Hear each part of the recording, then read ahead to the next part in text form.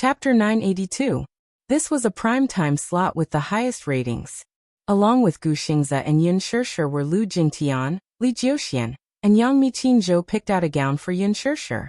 It was especially suitable for her to wear a socialite gown as it made her look classy. As if on purpose, Qinzhou also picked out an outfit for Gu Xingze. It was the same color scheme as Yun Shishir's gown.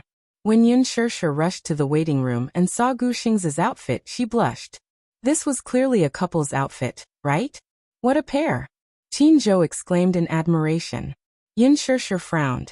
Qinzhou, if you do this, my Weibo will be flattened by his fans later. Silly. It's better if it's flattened. That means there's something to talk about.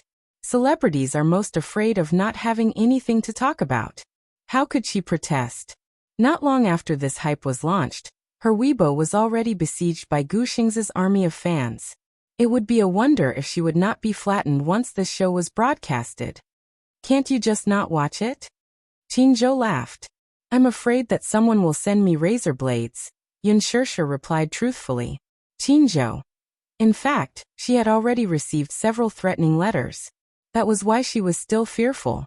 Before the recording of the show, one of the hosts, Lu Fei, specially met with Yun Shishir. This was the first time they met, and Lu Fei gave off a refined and courteous vibe. He also had a good impression of Yun Shishir. Unlike other newcomers, Yun Shishir was especially polite.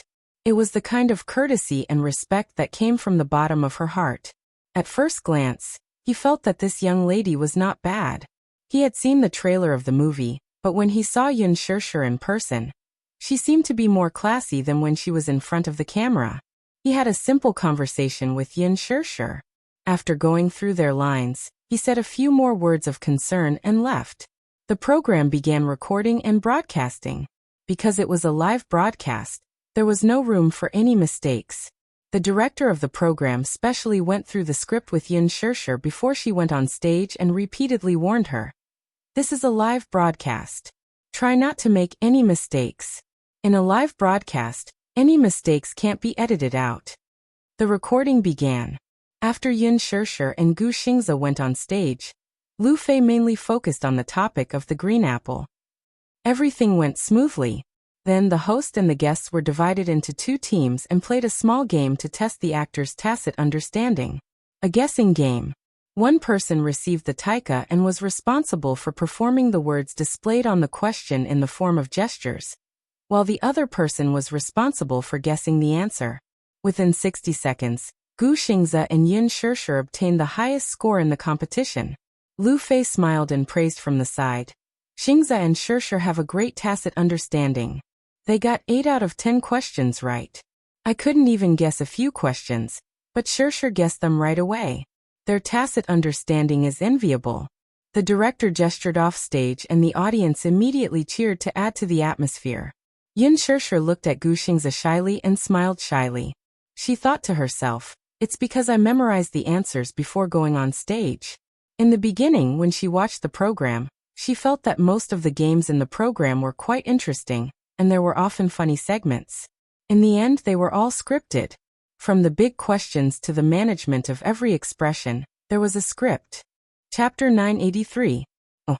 A gossipy look appeared on Lu Fei's face. What about the kissing scene? Is it done in one take, too? Li Jiuxian immediately stepped forward to play along. They often NG their kissing scenes. The audience below the stage screamed and cheered again. Lu Fei pretended to be surprised and covered his mouth. His eyes darted around before he looked at Gu Xingze with a teasing look and asked with a smile, Xingze, you didn't do it on purpose, did you? Another host, Xiaoqin, chimed in. If it were me, I'd definitely NG on purpose. Ha ha ha. Adultery. Adultery. The hosts looked at each other. It was obvious that there was a hidden meaning in their words. The production team had already prepared the script beforehand and intended to use the scandal between Gu Xingze and Yun Shishir as a hype point for the show. Right at this moment, Lu Jingtian suddenly spoke from the side. Actually, in the kissing scenes between Xingze and Shishir, Xingze is in the right state most of the time, but Shishir has a lot of NGs. As soon as she said this, everyone was stunned. Gu Xingze frowned slightly, But when the camera turned to him, he quickly regained his smile and looked at Lu Jingtian with a hint of warning. Lu Jingtian's words were not part of the script. There was no such thing in the script. However, by saying this, she was deliberately trying to embarrass Yun Shirshir.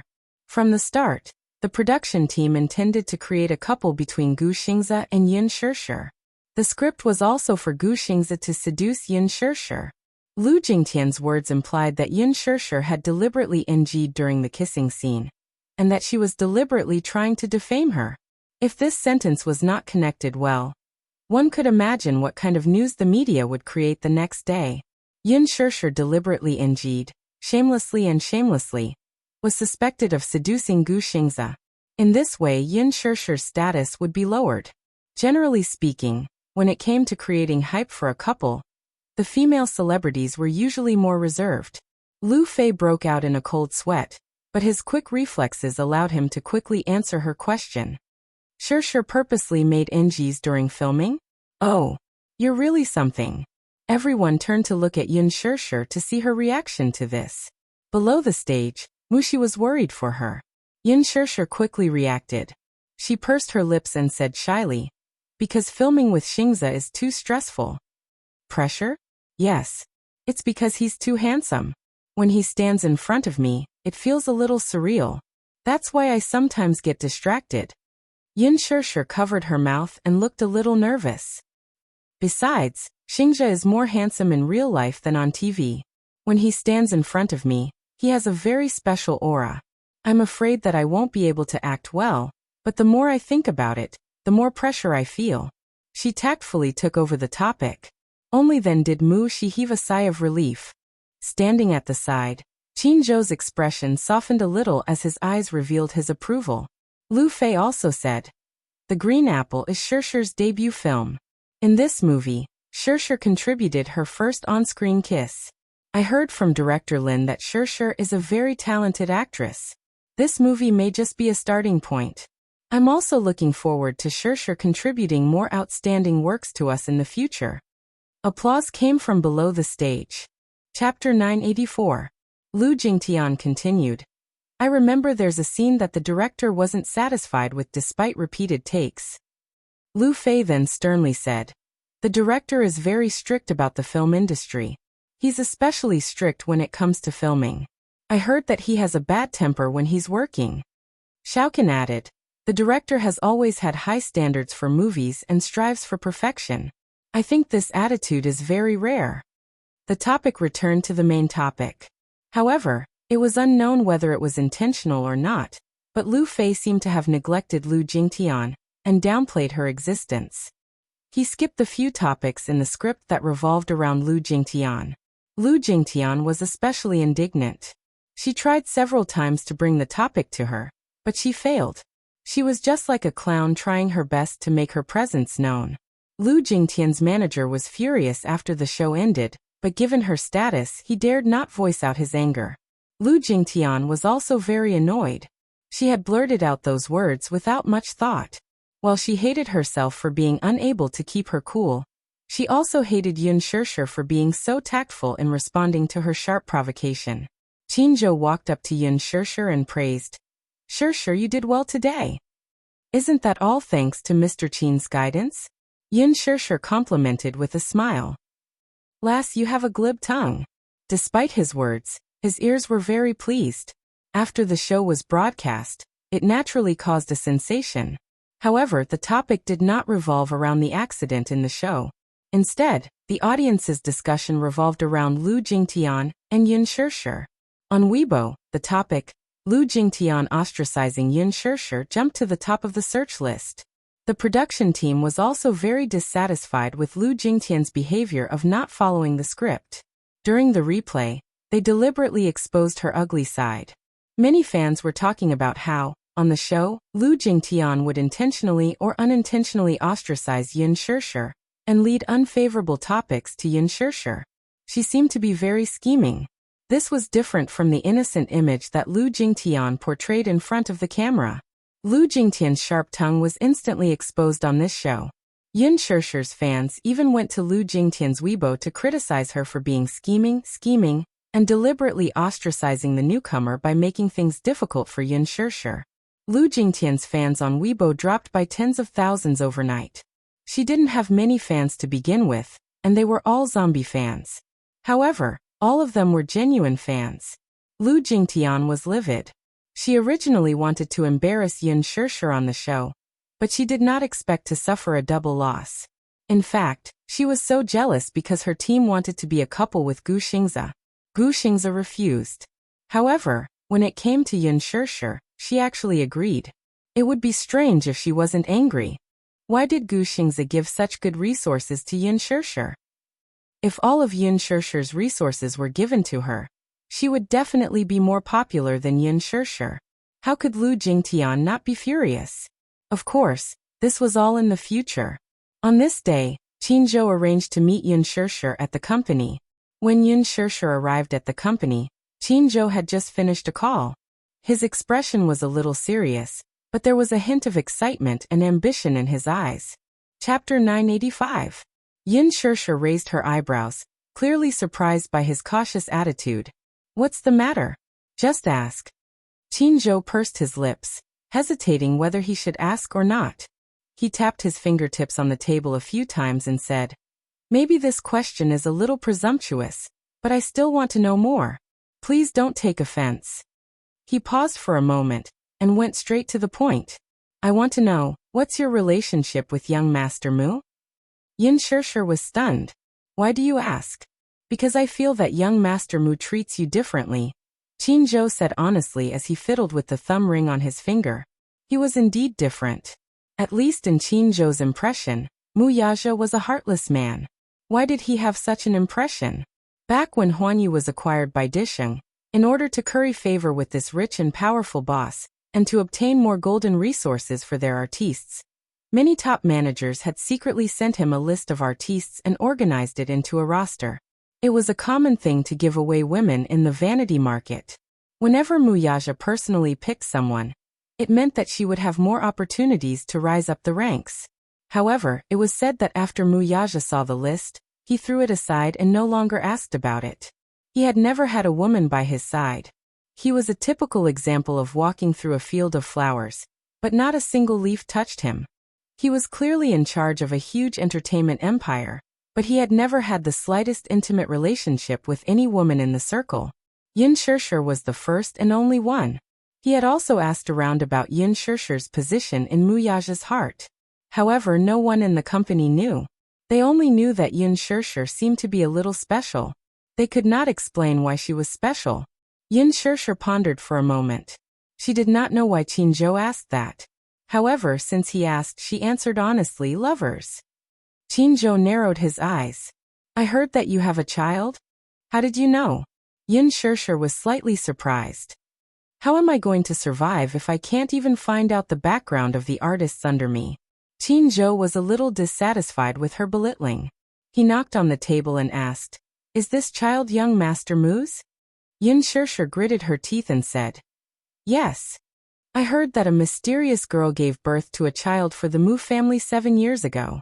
The youngest son of the Mu family, Mu Yichen, is not the child of Mu Wanru and Mu Yaja. He is a surrogate.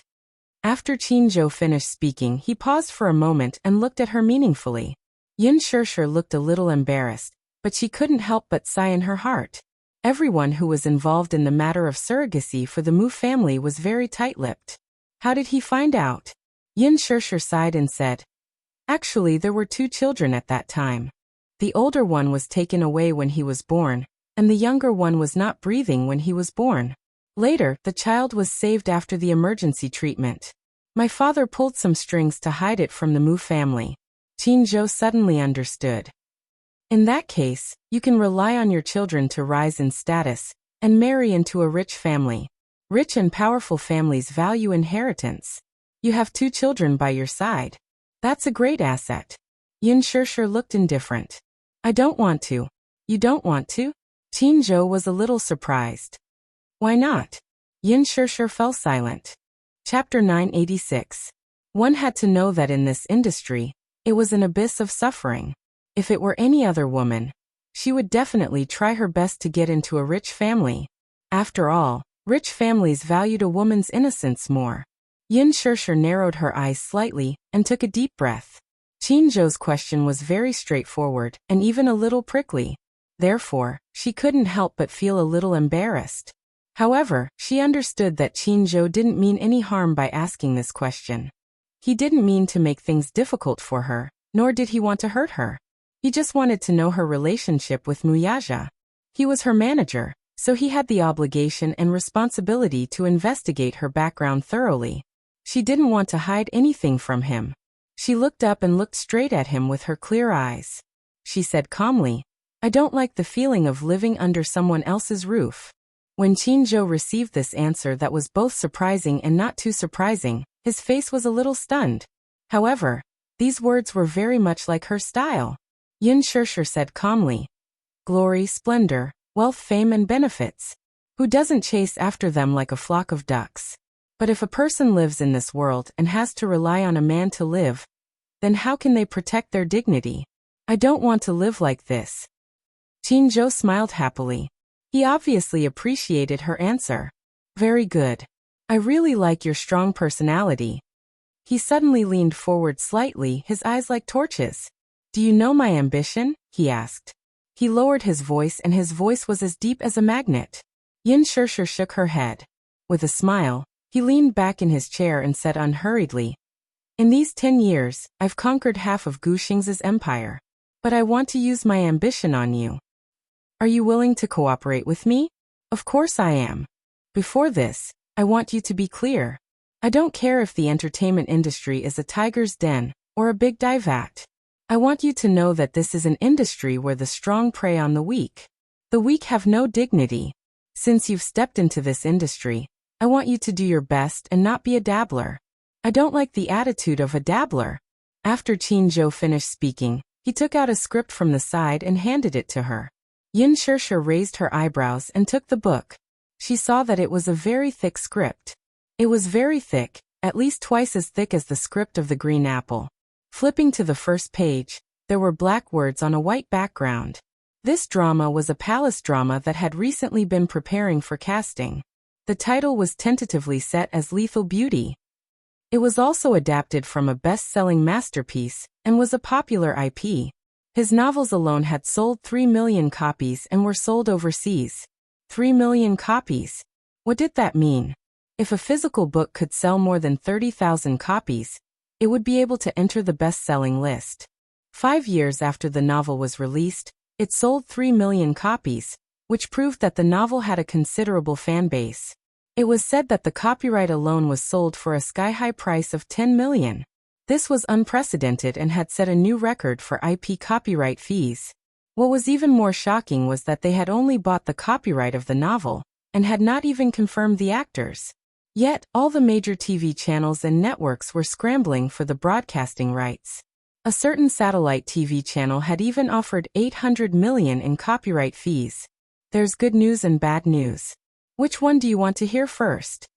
Qin Zhou seemed to be in a good mood, and deliberately kept her in suspense. Yin Shirshir was also happy to support him. "Then I'll listen to the good news first. The good news is that you have a chance to compete for the female lead." Chapter 987. The bad news is that there are a lot of people competing with you for the female lead role, and most of them are A-listers. Moreover, in comparison, your chances of being elected are slim, Qin Zhou said truthfully. Slim? Yin Shirshir was stunned. She didn't understand how slim her chances were. Very slim. Why do you say that? Because Han Yuyan and Lin Ji are on the shortlist for the female lead. Yin Shirshir was shocked. She finally realized how slim her chances were. There was no need to elaborate on how high Han Yuyan's status was in the industry. Lin Ji, on the other hand, was the hottest costume actress in the past 2 years. She was second to none. Speaking of Lin Ji, she had been in the industry for more than 3 years. Since her first movie Rose Night, she shot to fame. With the Best Actress award, her status skyrocketed overnight. After that, she acted in many costume dramas, and was known as the top costume beauty in the entertainment industry. Her facial features were soft and beautiful. She was elegant and had a unique aura. She was very suitable for the costume. When the new version of The Return of the Condor Heroes aired last year, her role as Xiao Longnu in the drama made her famous. She became an A-lister. However, these advantages were nothing to be afraid of. Qin Zhou had confidence in Yun Shirshir. Her looks were also very sculpted. She might not be worse than Lin Ji in costume. It could even be said that she was better than Lin Ji. He was more worried about Lin Ji and Han Yuyan's background. Han Yuyan was Huan Yu's A-lister. Her status was there. Moreover, she had been in the industry for many years. Her fan base was very deep. In order to compete for the female lead role in Lethal Beauty, she even planned to postpone her wedding. Lin Ji was an artist under Qinguang Entertainment.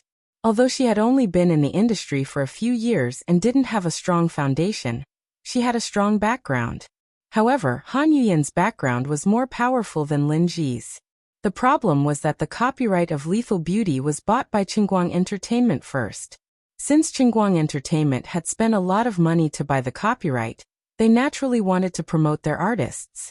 Cheng Guang's veteran artiste was Meng Lan.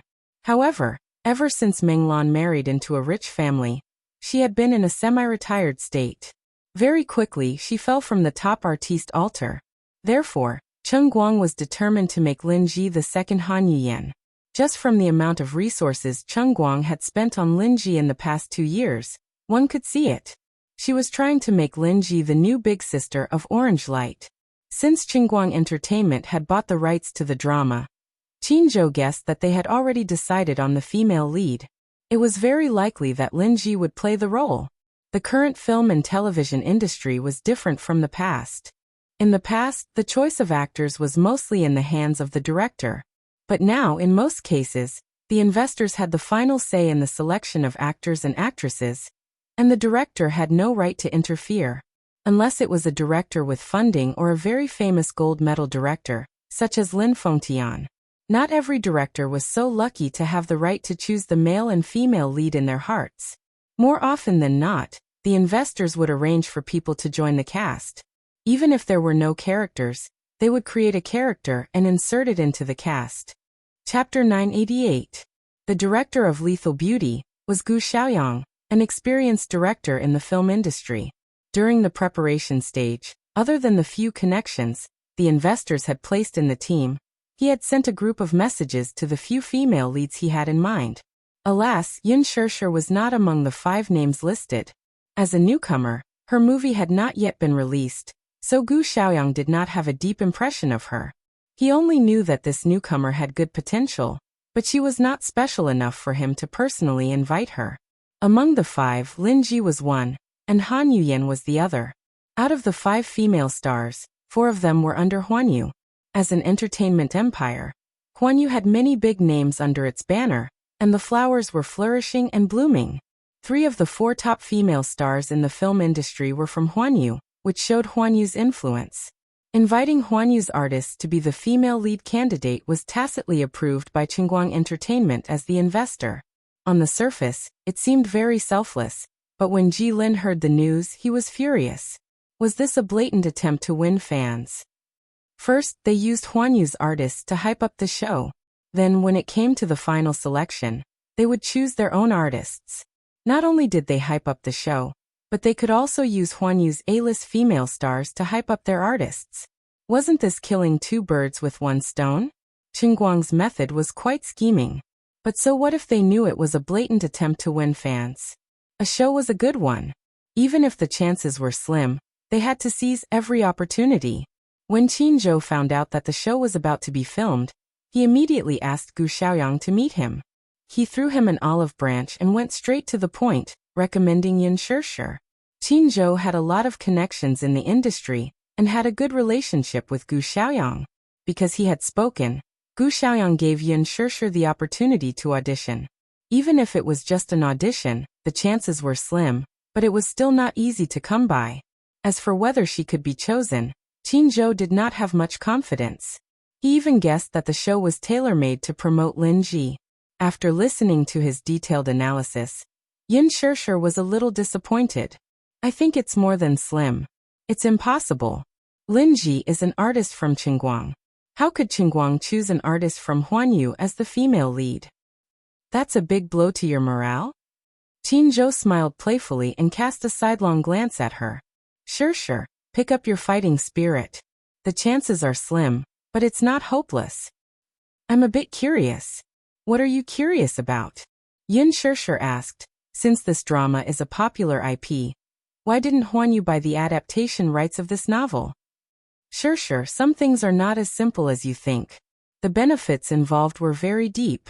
Moreover, one of the reasons why Huan Yu didn't get the rights to this drama was because Huan Yu's recent focus was on the movie IP. Most of the funds were invested in the movie script.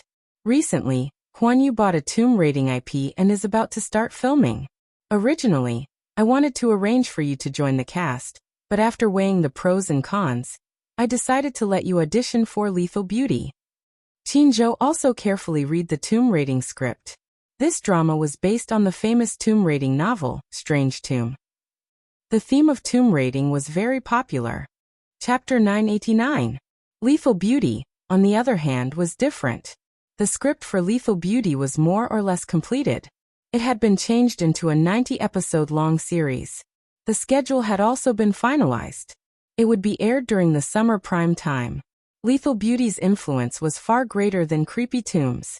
Its popularity was definitely not something that Creepy Tomb could compare to. Plus, it had a long exposure time and a wide audience. It was a good opportunity to build popularity with the audience. After Qin Zhou finished his analysis, Yin Sure was already dumbfounded. She suddenly understood why Qin Zhou was called the #1 golden agent. He deserved it. Just the way he picked the script showed that he had a keen eye for it. Even if it's a waste of effort, we can't miss any opportunity.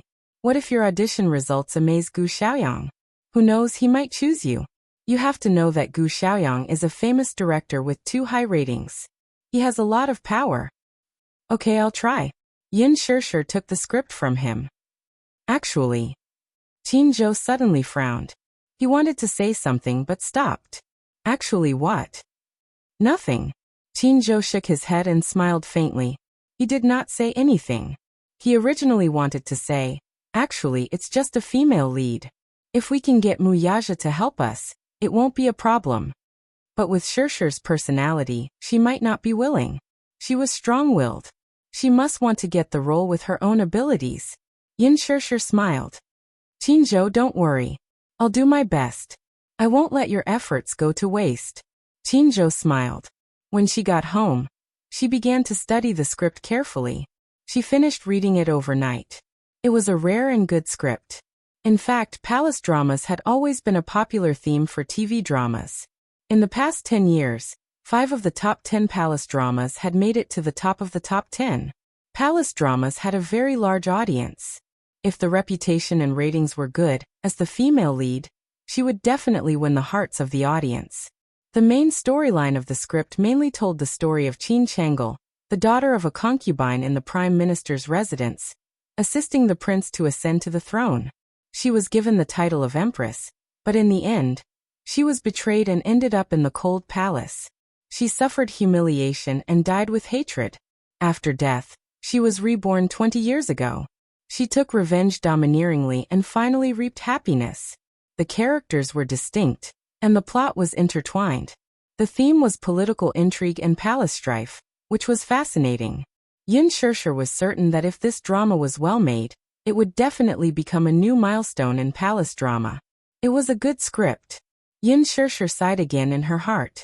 She couldn't hide her excitement. She didn't have much hope for the audition, but after reading the script, her fighting spirit was reignited. Taking advantage of the short break after the completion of the filming of The Green Apple, she studied the script 3 times and carefully highlighted the key points. Soon, Yin Sure received the script for the audition. The script for the audition was that 15 years after Qin Chang'e was banished to the Cold Palace, she was faced with the emperor's imperial edict to kill herself. She was heartbroken and resentful.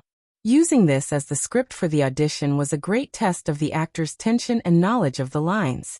The day before the audition, Yin Sure was extremely nervous.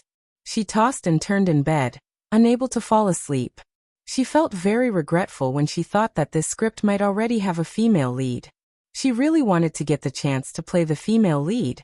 However, When she thought of the frightening fan bases of Lin Jiu and Han Yuyan, she thought that the competition was too great. Chapter 990.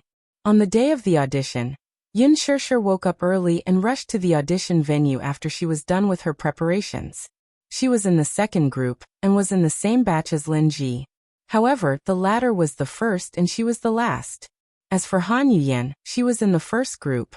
When she arrived at the venue, she went to find out about the first group's audition. The result was that Han Yuyan had been kicked out. Han Yuyan was kicked out. Yin Shirshir had seen the name list. Did she not hear that Han Yuyan's performance was commendable, and that the director was satisfied with it? Yes. The director said that he was satisfied, but it was just a superficial compliment. If he directly said that she was kicked out, wouldn't it be embarrassing for her? The director definitely didn't want to offend her. Even if she was kicked out, he had to make it look good. Of course, this is insider news that I heard, so it can't be fake.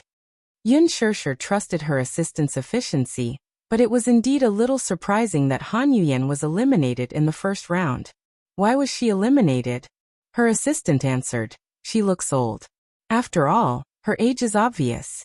Moreover, in order to enter Hollywood, Han Yuyan's stylist intended to make her look like a top actress.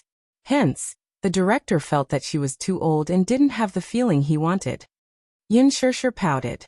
Qingguang Entertainment is really scheming. On Weibo, when the production team released the news of Han Yuyan's participation in the female lead audition, it blew up instantly. Han Yuyan's fan base was not to be underestimated. The support for Han Yuyan to be the female lead was very strong. The production team clearly wanted to trample on Han Yuyan and boost Lin Ji. Han Yuyan must be very depressed, but she had no choice. This was indeed a good script. If there was a chance, she would definitely not let it go. Mushi brought Yin Shirshir to the dressing room. On the way, they brushed past a woman in a luxurious dress.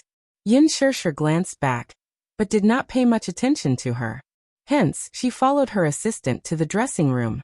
Someone called out to her from behind, "Stop right there." Yin Shirshir stopped in her tracks suspiciously. She slowly turned around and looked at the woman in front of her, who was dressed in a gorgeous phoenix coronet. It was a little unfamiliar, but he had some impression of it. She rarely paid attention to dramas and movies, so Mushi was the first to recognize her. She whispered into her ear, "Shirshir, it's Lin Ji." Lin Ji? Mushi was visibly agitated. It was no wonder that Lin Ji was her goddess. At such a young age, she relied on her beautiful looks and superb acting skills to defend her place in the entertainment industry. Yin Shirshir looked at her, only to see that the woman in front of her was also sizing her up with a cold gaze. "You are." Lin Ji paused for a moment. "Yin Shirshir." She remembered her. He was a new topic on Weibo. She seemed to be the target of Huan Yu's recent efforts.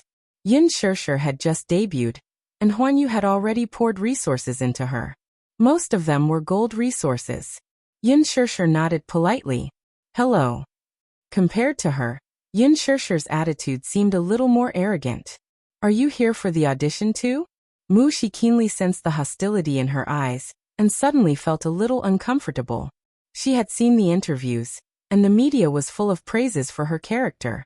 They said that she was gentle and pleasant, but now, her good impression of her had been shattered. Yin Shirshir lightly replied, "MHM." Chapter 991. In other words, she seemed to be implying that Yin Shirshir was shamelessly trying to compete with her for the female lead role. She was clearly trying to embarrass Yin Shirshir. Lin Ji was obviously hostile towards her. She did not know at first that Yin Shirshir would be participating in this audition. Despite the fact that the female lead had already been internally selected for this audition, Lin Ji was still displeased with the actress. Why? It was because they had both debuted not long ago, were both highly supported by the company, and had the same style.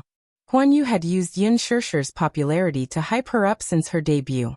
Of course, Yin Shirshir was unaware of this. The actress was aware of it, though, and she was still brooding over it. No one was willing to let their popularity be used by their competitor. Mushi broke out in a cold sweat, only to hear Yin Shirshir calmly say, "Ancient, this show is very popular, so I'll join in the fun." Her relaxed and teasing tone easily dispelled the awkward atmosphere. Lin Ji was stunned, and her gaze on Yin Shirshir deepened. Her assistant urged her from the side.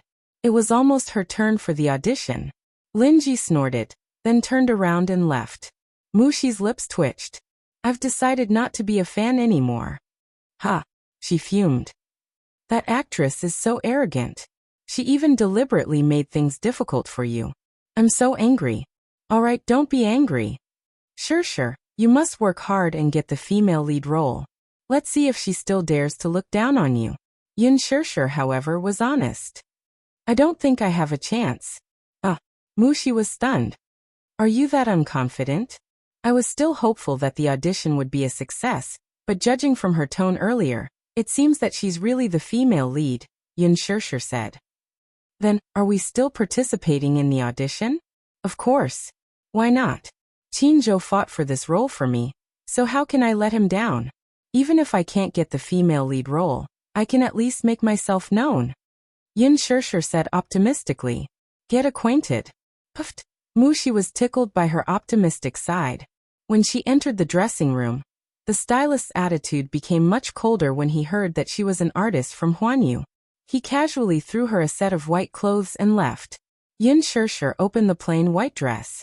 She thought about the luxurious dress Lin Ji was wearing. Indeed, it couldn't be compared. Mushi said gloomily. That's too much. Lin Ji's clothes are so pretty. But why do you look like morning clothes? Yin Shirshir raised a brow and suddenly smiled. Mushi, help me with my makeup. My makeup skills aren't that good. You don't have to put on too much makeup. Just put on a thicker layer of powder. Make your face look more haggard. Make your eyes bigger. Make your eyelashes longer. And make your lips a little more chapped. That's easy. With that, she got to work. Not long after, the makeup was done. Yin Shirshir looked at the mirror, and a haggard yet beautiful face came into view.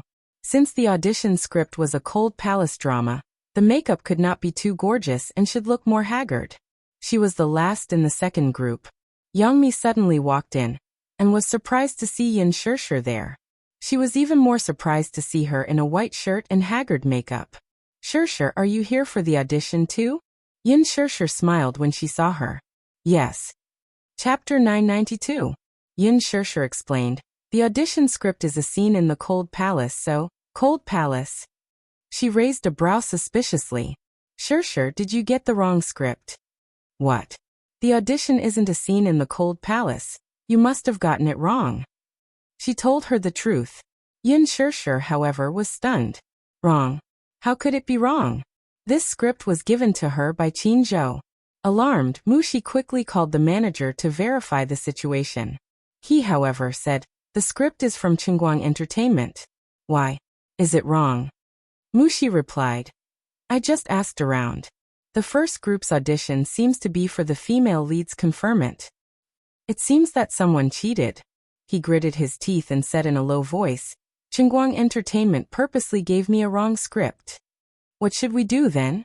Mushi was as anxious as an ant on a hot pan. Yin Shirshir, prepare for the second group's audition. Someone knocked on the door to inform Yin Shirshir to prepare for the audition. The scene was in a deadlock for a moment. Mushi was even more anxious now. At this critical moment, the script was wrong. What should she do? Why don't? Shirshir, we don't audition? She suggested. Yin Shirshir exchanged glances with Yangmi, pursing her lips. She calmly said, let's try. Yangmi naturally understood what Yin Shirshir meant and said, since you're here, regardless of whether the script is right or wrong, if you leave like this, the production team will definitely think that Shirshir is throwing her weight around and disrespecting the production team. If this matter gets out, Shirshir's reputation will be tarnished. When Yin Shirshir reached the audition hall and walked in, the director's team, who were seated at the table, was stunned and frowned one after another. The audition script was for the conferment scene, so why was she dressed so plainly? Her makeup was also so haggard. Gu Xiaoyang looked at the name list. Yin Shirshir. It turned out that she was the newbie recommended by Qinzhou. Her looks and aptitude were not bad, but, Gu Xiaoyang said coldly, Yin Shirshir, didn't you read the script? Which part is this? You didn't even read the script? He had no professionalism at all. Let's go, you're out. The producer patted the table. Yin Shirsher bit her lip and said in a deep voice, "I've read the script." When the producer heard this, he questioned, "Then why are you dressed like this?" Yin Shirsher couldn't possibly say that someone was behind this, could she? This producer looked very crafty, and would definitely think that she was shirking her responsibility. "All right, I see that you didn't prepare seriously at all. You don't value this audition at all. You're out." The producer spoke, as if he didn't intend to leave her any leeway. Yin Shirsher bit her lips and frowned slightly. Although she was unwilling, she couldn't say anything. Just as he was about to leave, Gu Xiaoyang suddenly spoke. "Hold on." Yin Shirsher paused and decided to give him some leeway. Gu Xiaoyang flipped through the script and asked, "Which part are you preparing for?" Yin Shirsher replied, "The part where I was sentenced to death in the cold palace." "All right, you can start then." The producer beside them was anxious. "Director Gu. This person obviously doesn't value this audition. Why are you? At least let her finish her performance." Gu Xiaoyang looked a little impatient. "Are you the director, or am I the director?" The producer kept quiet. Gu Xiaoyang could tell that Yin Shirsher had read the script, and had read it very carefully. Chapter 993. Her snow-white outfit and haggard face were very suitable for the scene. Moreover, she was recommended by Qin Zhou. At the very least, he had to let her finish her performance for his sake. Yin Shirsher thanked him gratefully. "Thank you, director, for giving me this chance." Gu Xiaoyang folded his arms and casually said, "Start your performance. You have 3 minutes." Yin Shirsher adjusted her emotions, and quickly got into character. 10 years. 10 whole years. It's me. I've been by your side, risking my life with you, assisting you wholeheartedly. Finally, you ascended to the throne and obtained this vast empire. But what did I get? What did I get? I gave my all for you without any complaints or regrets, but in return, I was imprisoned for 10 years. Now you actually want to kill me. Nalini, you're so heartless. Yin Shirsher's eyes were ashen, but deep within them, there was a sinister hatred. The dramatic expression on her face was full of tension. Gu Xiaoyang crossed his arms in front of his chest and watched in silence. His expression was profound, and no one could tell if he was happy, angry, or sad. When Yin Shirsher left the audition hall, Mu Shi, who had been waiting outside, immediately went up to her. "How was it? Did you pass?" Yin Shirsher looked at her calmly. "No." "Ah, you're eliminated directly?" This result was too surprising. She was 100% confident in Shirsher's acting skills. Mu Shi widened her eyes in shock. "How did you get eliminated directly? Even if there was a mistake in the audition script, with your acting skills, it's impossible for you to be eliminated in the first round. Did the director say anything?" "The director didn't say anything," Yin Shirsher replied. "It was the producer who announced the result directly." Sigh. I should have known that the producer and investor are in cahoots. It's clear that Qingguang has already decided on Lin Ji as the female lead. Mu Shi scratched her head gloomily. Yin Shirsher said, "So it's not surprising that I'm eliminated." After removing her makeup, Yin Shirsher and her assistant left. In the car, Yin Shirsher received a call from Qin Zhou. "Shirsher, I heard from Director Gu that you were eliminated?" "Yes." Yin Shirsher's expression was very calm. After all, she had expected this, and it was not unexpected. "Don't be sad, Director Gu just called and praised you. He said that your acting skills are very good, but he revealed that this audition is just a gimmick, and that they have already decided on the female lead." Yin Shirsher said, "It's Lin Ji, right?" "You know?" "Yes. Therefore, I am not surprised by this result." Qin Zhou continued, "Director Gu said that if you're willing, he can use his authority to cast you as the second female lead. What do you think? Will you consider it?" Second female lead? In the script, the second female lead was the female lead's elder sister, Qin Xianhui. She was the #1 beauty in Western Liang, and the daughter of the Prime Minister. She had a vicious heart and was extremely shrewd. On the surface, she looked gentle and generous, but in reality, she was an extremely vicious woman. In her past life, she was the mastermind behind Qin Changle's death. After Qin Changle's rebirth, Qin Xianhui continued to plot against her. In the end, she suffered the consequences of her own actions. It was a role that tested one's acting skills but did not please the audience. Still, it was a very important role. Qin Xianhui's role was entirely to support Qin Changle's character. Yin Shirshir frowned but did not say anything. Chapter 994. What is it? Qin Zhou calmly read a name over the phone. Muyaja. Yin Shirshir could not help but clench her fists. She really liked the script of Lethal Beauty. However, the entertainment industry was like this. It was not about ability. More importantly, it was about background, means and backing. This role should be a piece of cake for Muyaja, right? However, Yin Shirshir could not help but feel hesitant. She did not really want to use Muyaja to get this role. The headquarters of Dishing Financial Group was located in the most luxurious area of Beijing's economic and trade center. The 99-story commercial building gave people a sense of majesty. Standing on the top floor of such a majestic building, one would feel as if they were looking down on the world. Of course, she did not know how terrifying Muyaja's net worth was. It was said that the entire Mu Group was equivalent to the country's commercial lifeline, and the most important financial core in Asia. If the Mu Group made any moves, the entire financial world would be shaken. The Mu Group monopolized the country and was extremely powerful.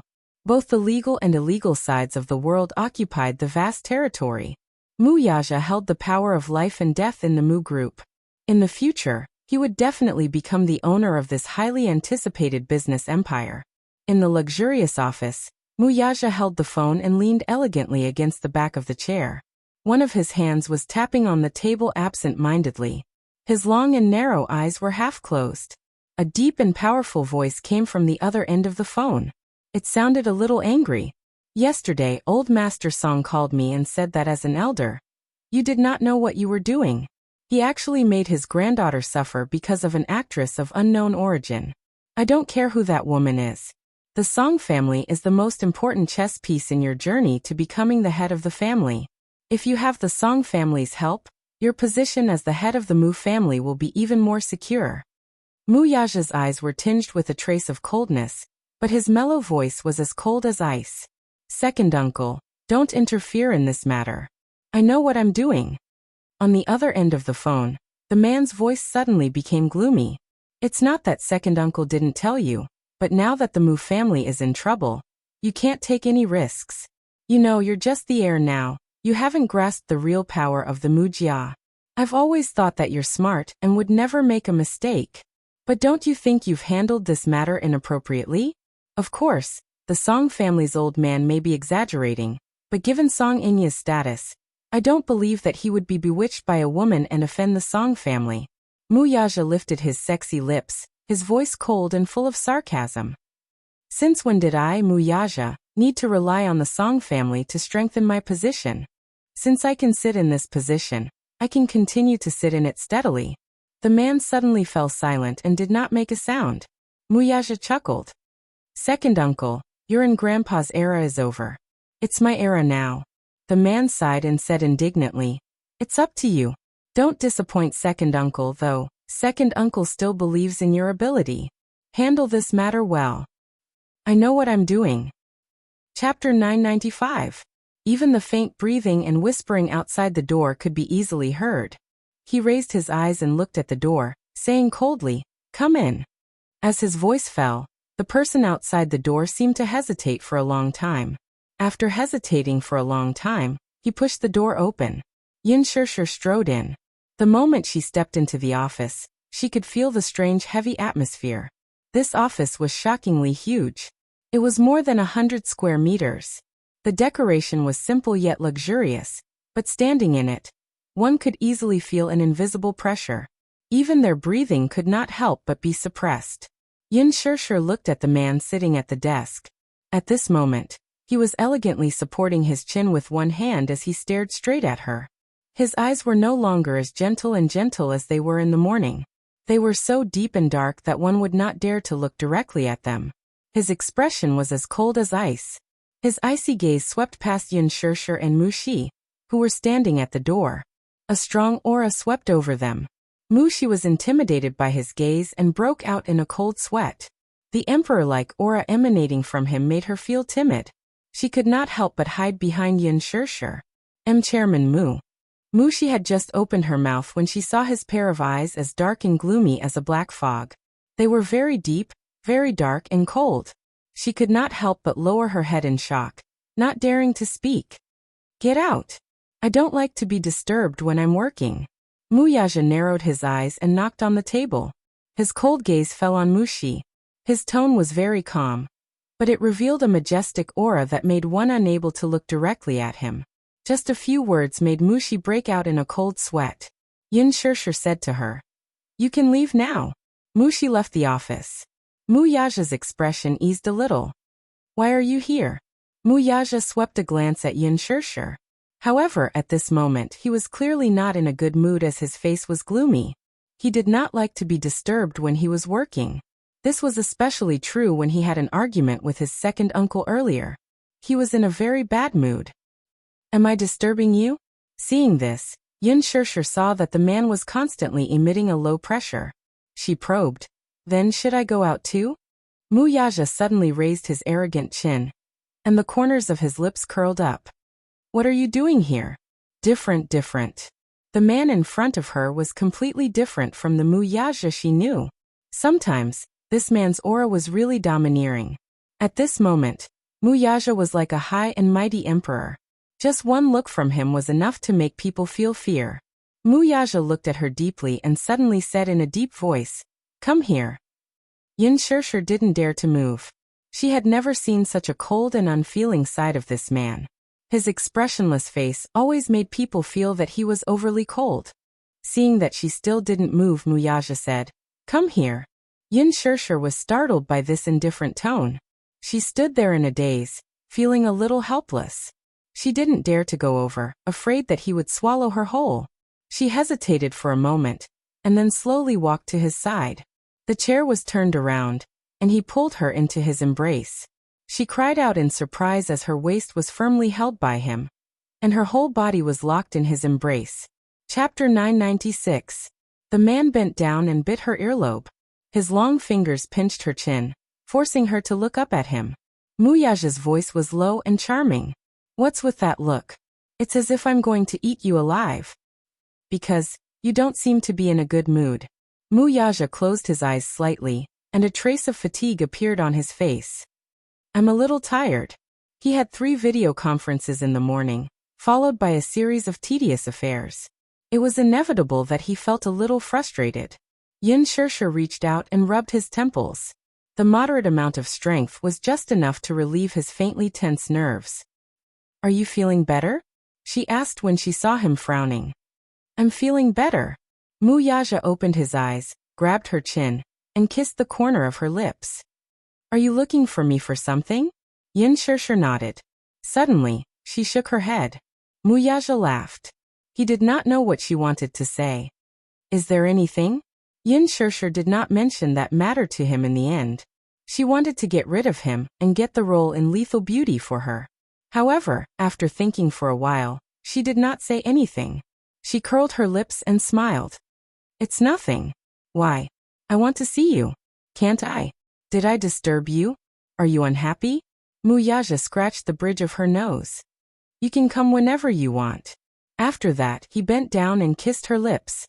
It was just a small bite. The tip of his tongue ran over her lips wantonly. It was a charming kiss. She pushed him away. "When do you get off work?" 5 o'clock. "Okay. I'll wait for you." After that, she went back to the sofa obediently. She picked up a magazine and flipped through it. She planned to wait for him to get off work and go home together. Minyu suddenly knocked on the door and walked in. He saw Yin Shirshir sitting on the sofa. She smiled and nodded. Then she came to him and said slowly, "Boss CEO Wang of Huafeng Appliances invited you for dinner tonight." "I'm not going." "But this dinner is very important. You've already rejected him 3 times. If you reject him again, I'm afraid you won't be giving him face. This isn't good, right?" Wuxia frowned. CEO Wang of Huafeng Electric Appliances had invited him 3 times, but he had turned him down one by one, because someone was waiting for him at home. Therefore, he turned down all the dinners that night. Yin Shirshir looked up. "Wuxia, go ahead." He raised his eyebrows. Can I go with you? Wuxia raised his eyebrows. You're willing to accompany me? Yes. On the way to the dinner, Yin Shirshir sat in the front passenger seat and said nervously, This seems to be my first time attending a dinner party. I'm a little nervous. Wuxia. This stupid woman. It's just a dinner party. What's there to be nervous about? Yin Shirshir turned her head and asked, What do you think I should do if I get forced to drink? Wuxia raised his eyebrows and rubbed her head lazily. He smiled and said, I'd like to see who dares to force you to drink. Yin Shirshir was stunned. The so-called dinner party was a social gathering at the table. It was a clash of interests. As the CEO of Mu Group, this kind of thing was commonplace. In China, there was such an unspoken social circle. A group of people would sit at the table and talk about business and interests over wine. Chapter 997. This time, it was nothing more than the boss of a financial group who had made a wrong decision a few days ago and caused quite a bit of trouble. Hence, he quickly gathered a group of friends and booked a private room at a 5-star hotel, hoping that Wuxia would lend a helping hand. At the table, Yin Shirshir finally understood the meaning behind Wuxia's words. It was different from what she had imagined. Indeed, no one dared to force her to drink. After Wuxia introduced her, the group of men in suits looked at her in awe. Even if she was drinking fruit juice, those men still toasted her by the glass and downed it in one gulp without any hesitation. Their actions were so nimble that it was like moving clouds and flowing water. Their gazes towards her were also filled with fear and trepidation. Alright, was she that scary? Or rather, was the big boss sitting beside her that scary? How would those people dare to force Yin Shirshir to drink? They couldn't wait to compliment her. They had a favor to ask of Wuxia, so if they were careless and made him unhappy, their company would be completely destroyed with just one word from him. Even if they were all sprawled on the table and carried back, they wouldn't be able to force Yin Shirshir to drink. After the dinner, someone enthusiastically suggested that Wuxia and Yin Shirshir be invited to the most luxurious KTV in Beijing, Las Vegas, for a karaoke session. Yin Shirshir's heart skipped a beat. Las Vegas? It was said that it was the most expensive entertainment club in Beijing. The smallest private room inside had 2 floors and was especially luxurious. Out of curiosity, she wanted to go and see what the most luxurious entertainment club in Beijing was like. Hence, she gave Wuxia a very cute, expectant and yearning look. Her sparkling eyes were like a little puppy trying to please him. Wuxia's eyes twitched fiercely. The thought of going to the KTV to listen to those old men wailing like ghosts and howling like wolves, those strange lights, those deafening sound effects, and those fawning faces gave him a terrible headache. However, she seemed to want to go. Wuxia said, It can't be too late. Everyone cheered, but when they saw the boss's icy gaze, they immediately shut their mouths. Wuxia and Yin Shirshir were escorted to Las Vegas by a group of people, as if they were the stars surrounding the moon. Upon hearing that the CEO of Dishing Financial Group was coming, the manager of Las Vegas booked the biggest KTV room for them. Yin Shirshir held Wuxia's hand in amazement. She looked left and right, feeling that everything was new to her. After all, she rarely came out to play. When she was in university, it was popular for her classmates to gather and sing together, but she didn't have much time to go out and play. Wuxia glanced at her from the corner of his eyes. He saw that the corners of her lips were slightly raised. Even Wuxia, who was in a bad mood, couldn't help but be affected by her cheerful mood. Even the corners of his lips curled up slightly. Since this woman liked it, he would let her do it this time. The waiter respectfully led them into the KTV room. The moment they stepped in, Yin Shirshir let go of Wuxia's hand. Wuxia couldn't help feeling a little stunned. Looking down at his suddenly empty hand, he suddenly felt a little disappointed. Chapter 998. Yin Shirshir had never seen such a high-class entertainment venue. It had a huge LCD screen and 3 levels of high-end sofas. It was like a small opera house. There were 12 microphones alone. The luxurious facilities were amazing. Looking around, there was not only a small bar on the first floor, but there was also a wine cabinet, a small stage, 2 private bathrooms, 2 small living rooms and a private room. After wandering around the private room, Yin Shirshir returned to Wuxia's side. Just as the men were about to start singing, Yin Shirshir looked up at Muyaja and said, "The so-called most luxurious entertainment venue in Beijing is just SSO. Let's go back." Muyaja's lips twitched. Everyone almost fell down and vomited blood. Didn't she know that it cost 1,000 yuan an hour here? Didn't she know that in order to please Muyaja, they had already thought of their own songs along the way? This girl must be toying with them. Muyaja raised his eyebrows. "You're leaving just like that?" Yin Shirshir pursed her lips and said, "You look very tired, so I want you to rest early." Muyaja's eyes warmed. So it was because of this. Hence he smiled. That smile was the most dazzling in the world. It was charming and moving. Let's sit for a while more. He would just take it as accompanying her. Muyaja staying behind was naturally something that everyone was happy to see. However, as he stayed behind, something happened. Although these old fellows were not young anymore, they were still full of vigor. In order to please Muyaja, they had even taken out the 18th class's signature song. Yin Shirshir could still bear it at first, but the more she listened, the more she couldn't sit still. "My passion, hey. Like a fire. Ha. Burning the entire desert. Uh-huh." At this moment, the big boss of an electronics company took off his suit jacket and held a microphone in one hand. He opened his mouth and howled like a wolf. Every time he sang a line, everyone would shout along, and the atmosphere could be considered to have reached a climax. However, on the other side, it was already covered in ice and snow. What was a lonely old man's KTV? This was probably it. Muyaja, who was sitting in the main seat, was still relatively calm. His face was still able to maintain a calm and composed expression. Yin Shirshir, on the other hand, felt as if she had been struck by lightning when this man sang. She wanted to laugh, but she couldn't show too much of an expression. Otherwise, it would be disrespectful to others. Even when he was about to sing, she still had to praise him against her will. "Aya, CEO Wang, I didn't expect you to have such a good voice." Oh no, she suddenly regretted staying. When the song was finally over, Yin Shirshir collapsed on the sofa and heaved a sigh of relief. She could not even laugh as her stomach hurt terribly from holding it in. Then a few people pushed the microphone to a relatively young man. It was said that he was the son of a consortium. Everyone praised him, saying that this young master sang well. This song, A Chinese Ghost Story, was earth-shattering. It was like heaven and earth, but not on earth. A Chinese ghost story? Was it Zhang Guorong's? Yin Shirshir was instantly interested. This song was very nice. It was affectionate and pleasant to the ears. It was a classic among classics. However, when the man opened his mouth, Yin Shirshir was so frightened by his voice that her legs turned to jelly. This song really gave off the feeling of a ghost when he sang it. Chapter 999. Who was the one who sang such an earth-shattering song? That's right, this man's song was simply earth-shattering. Demonic sound, devastation, devastation. It was simply a heavy blow to her body and mind.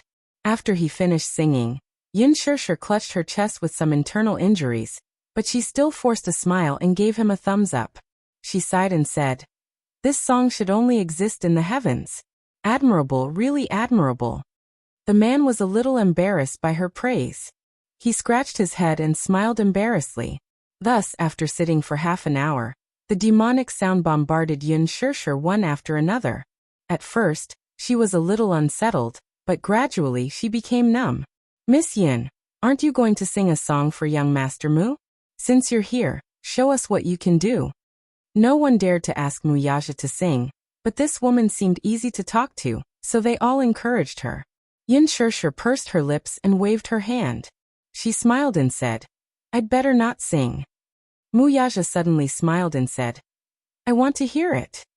Yin Shirshir was stunned and turned her head mechanically. No way, he's just going to undermine me like this? With Muyaja's words, everyone became bolder and more enthusiastic. "Miss Yin, young Master Mu has already said, just sing one song." "That's right, don't be shy, we're all on the same side." On the same side my ass. But, Yin Shirshir suddenly walked to the karaoke machine and sat down.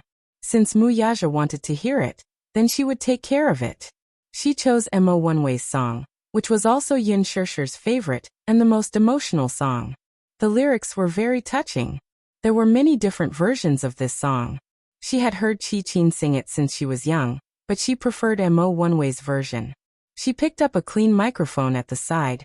Those men didn't spit on her, and sat on the small stage. The quiet piano music suddenly played, and the huge private room suddenly became silent. Holding the microphone, Yun Shirshir sang along with the accompaniment of the music affectionately. A long, long time ago, you owned me, and I owned you. A long, long time ago, you left me to soar in the distant sky. The outside world was very exciting. The outside world was very helpless. When you think the outside world is wonderful, I will give you my best wishes here. Every time the sun sets, I always look forward to you here. Although it was raining in the sky, I am still here, waiting for your return. Yun Shirshir's voice was very soft, but it faintly revealed a sense of vicissitudes, floating, ethereal and mellow, so it was very suitable for such a quiet song. She sang very emotionally and was very engrossed in the song. She was like an affectionate singer who used her soul to interpret the song. She sang this song as if it was her own song. Everyone was deeply attracted by this beautiful voice. Even Muyaja's eyes could not help but darken a little. The meaning of the lyrics of this song was very simple, but it was beautifully written and very sad. These people were the bosses of big companies. Some of them had inherited the family business and lived a wealthy life. When they entered society, they faced competition and were tortured to the point that they lost their pride. No matter how tired they were, they could only endure. Chapter 1000. Everyone had a disease, and that was to reminisce. It wasn't too cold at the top. Even though these people were wealthy, they all had sorrowful pasts. Thinking about this life filled with regret, sorrow and uncertainty, it made one sigh endlessly. Even though they were all iron-blooded men, and were used to the fickleness of society, no matter how hard a person's heart was, there would always be a weakness. This song couldn't help but remind them of their sorrowful pasts, and those who listened were all moved. Muyaja listened to the song, and his gaze gradually became blurry. He suddenly looked at Yun Shirshir, who was sitting on the stage. At that moment, she was sitting there quietly, and the lights were quietly shining on her body. Half of her face was buried in the shadows and couldn't be seen clearly, but he could feel a little pain from her singing. In just a moment, her singing revealed a vulnerability that was usually hard to detect, and it made people's hearts ache. After the song was finished, the room was strangely quiet. Some of the people sitting on the sofa held their foreheads and cried silently, while others held their sour noses, their eyes filled with bitterness. Yun Shirshir stood up in embarrassment. Surrounded by the lights, she couldn't see what was going on in her seat. However, just as she stepped off the stage, she was pulled into a pair of strong arms. She looked up in shock and saw Muyaja's handsome side profile. Her heart skipped a beat, and she instinctively followed her heart's desire and wrapped her arms around his shoulders. Why didn't I realize before that you can sing so well? That's because you've never heard me sing before. Suddenly, sparse applause came from the second floor. Gradually, everyone started clapping vigorously, and they were sincerely amazed by Yun Shirshir's song. Yun Shirshir then realized that they were still in the KTV, so she shyly pushed Muyaja and muttered softly, "Hey, there's someone here." At that moment, the people upstairs saw such a heartwarming scene, so they took the opportunity to encourage, "Let's sing another song. You sing so well. Master Mu, why don't you give us some face and sing a song with Miss Yun Shirshir?" Hearing this, Yun Shirshir slowly raised her head. Her eyes were bright and her cheeks were red. She said longingly, "Yes. Why don't you sing a song too? I want to hear it too." As she said this, she blinked her eyes as if she had thought of something romantic. Then she said excitedly, come on. Let's sing together. Just sing I Miss You. Muyaja." This song was a duet between a man and a woman. It was sung by Gu Xingze and Su Xintian. As soon as the song was released, it reached the top of the album bestseller list. Muyaja turned his face away and said coolly, "I won't." He didn't want to sing those little love songs with lyrics like, "I love you love me, you love me." Yun Shirshir glared at him. How could she believe his words? "No. You definitely can. In any case, you have a management company under your name.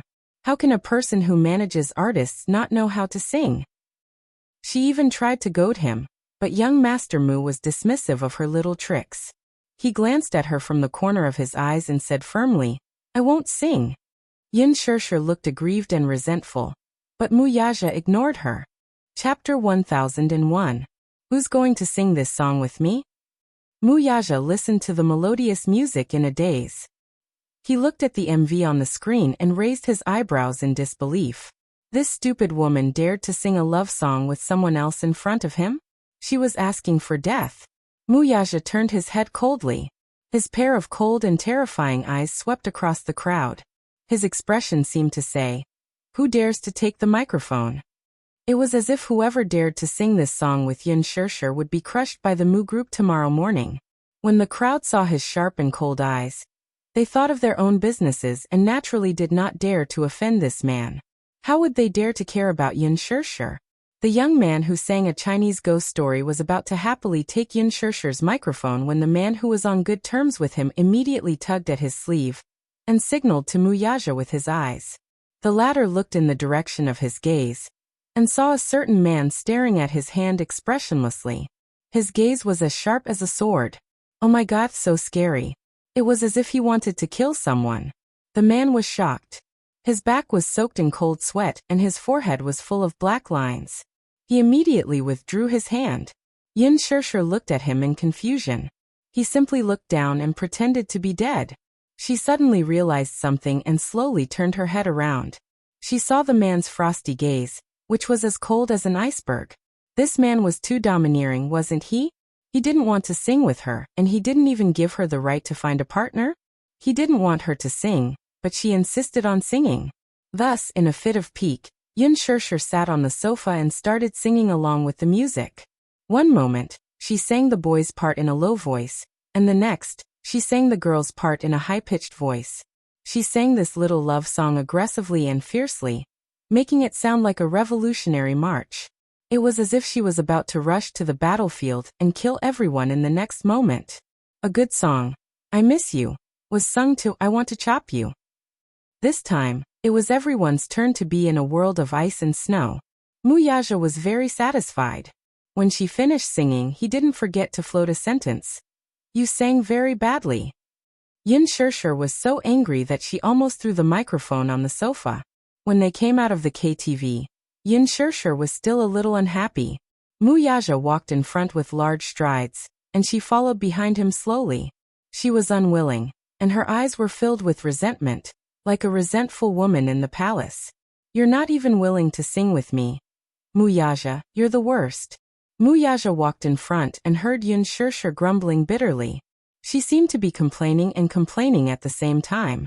That resentful look on his face was as if he had done something extremely heinous. It wasn't that he was unwilling, but he had never sung before. Since he was young, he had many opportunities to go to KTV or audiovisual entertainment centers, but he had never opened his mouth. When he grew up and took over the company, with his prominent position, who would dare to invite him to sing? Chapter 1002. Mu Yaja could not help curling his lips into a smile when he saw that she was still sulking. Yin Shirshir saw that there was a deeper meaning in his smile, and misunderstood that he had some bad intentions, or that he was unhappy with her squeamishness. Thus, she quickly put on a coquettish smile and probed, "What's wrong with you?" "Nothing." His large palm caressed her forehead. Mu Yaja smiled devilishly. "Are you still angry?" Yin Shirshir snorted coldly. "I just want to hear you sing. You can't even fulfill such a small wish of mine." Mu Yaja looked at her seriously from head to toe as though he was disgusted. Yin Shirshir's face was completely dark. "You must be tone deaf. That's why you refused to sing." The man raised his brows slightly. "No matter how tone deaf I am, I still sing better than you." Seeing that Yin Shirshir was silent, Mu Yaja couldn't help but smile. He reached out slightly and pulled her into his embrace with his long arms. He caressed her forehead lovingly and smiled. "All right, let's go home." Yin Shirshir couldn't help but smile because of his action. She felt sweet and satisfied. This man's palm wasn't as cold as it used to be. It was very warm. She was a little greedy for the warmth of his palm. Yin Shirshir took the initiative to reach out and grab his hand, interlocking their fingers tightly. Muyaja smiled and held her hand. This action warmed Yin Shirshir's heart again. She smiled and held his hand even tighter. Her heart was filled with satisfaction. She thought that it would be great if they could continue like this. She wanted time to stop at this moment when the two of them were holding hands. Late at night it was quiet. The sky outside the window was dark. In the silence, the sound of the night breeze could be heard faintly. Xiao Yichen stealthily opened the bedroom door and leaned all the way to the master bedroom. He pressed his ear against the door and listened carefully for a while before quietly sneaking back into the bedroom.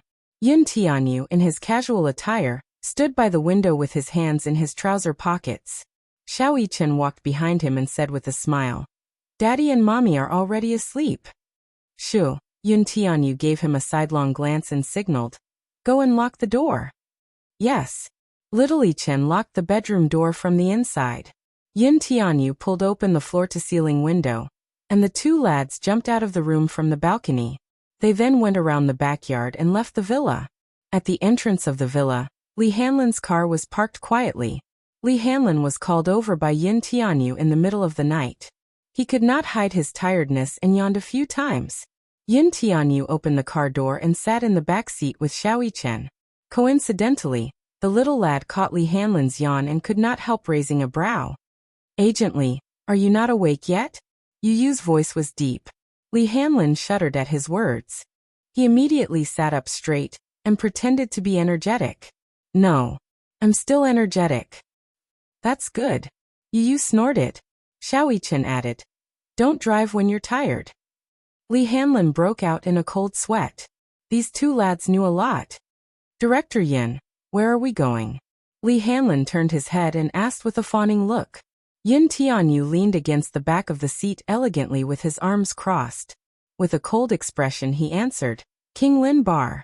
"What are you going to do?" Li Hanlin saw that his eyes were cold, and he seemed to be aggressive. "You're in charge of driving." Chapter 1003. Xiao Yichen sneered, clenched his fists and flexed his muscles. "Uncle, we don't have much time. We have to rush back in 2 hours. Don't dawdle." Li Hanlin's lips twitched violently. He stepped on the accelerator, and the car sped away. Just as the car reached the entrance of the bar, Li Hanlin was frightened by the lineup before him. Not far from the bar's entrance stood a few hooligans. They looked like delinquents. At a glance, there were about a dozen of them. They looked rather stylish. Hooligans? Li Hanlin was still in disbelief when he saw Yin Tianyu push open the door and get out of the car with Xiao Yichen. "Director Yin, where are you going?" "Wait in the car. Don't follow me." Yin Tianyu turned around and gave this order. Even though Li Hanlin was full of doubts, he still obeyed the order and waited in the car. Yin Tianyu and Xiao Yichen walked over. Li Dongqiang saw them and immediately welcomed them with a fawning smile. "Little brother, you're here. Why are there so many people here?" Yin Tianyu frowned, clearly surprised. Li Dongqiang pursed his lips and smilingly said, "I'm afraid that we don't have enough manpower. It's okay, we're all brothers. It's no big deal to have more people here. It's a show of strength." He paused, raised his eyebrows and carefully probed. "Little brother, are you looking for me to teach someone a lesson?" Yin Tianyu suddenly lowered his head expressionlessly and casually took out a Givenchy wallet. Li Dongqiang's eyes widened at the sight. This wallet was exquisitely made and seemed to be a branded one. It must be worth a lot. Looking at the thick stack of cash in the wallet, Li Dongqiang's mouth watered even more. This little guy was really not simple. He carried so much cash with him everywhere. Li Dongqiang's eyes involuntarily revealed a greedy look. Yin Tianyu coldly glanced at him, and Li Dongqiang guiltily retracted his gaze. Li Dongqiang took out a check that had already been filled in but had yet to be signed. However, when Li Dongqiang received it and saw the generous amount on the check, he was shocked. His mouth watered. "So much? You think it's too much?" Yin Tianyu raised a brow. "It's nothing. Money can only be too little. How can it be too much?" Li Dongqiang said with a flattering smile. At the same time, he secretly verified the authenticity of the check. "You don't have to look at it. Do you think I'll give you a fake check?" Yun Tianyu seemed to have seen through his suspicions. The check hasn't been signed yet? Yun Tianyu gave a concise reply. Once you've settled this matter, we'll be even. Good. Then what orders do you have? Li Dongqiang rubbed his hands and asked.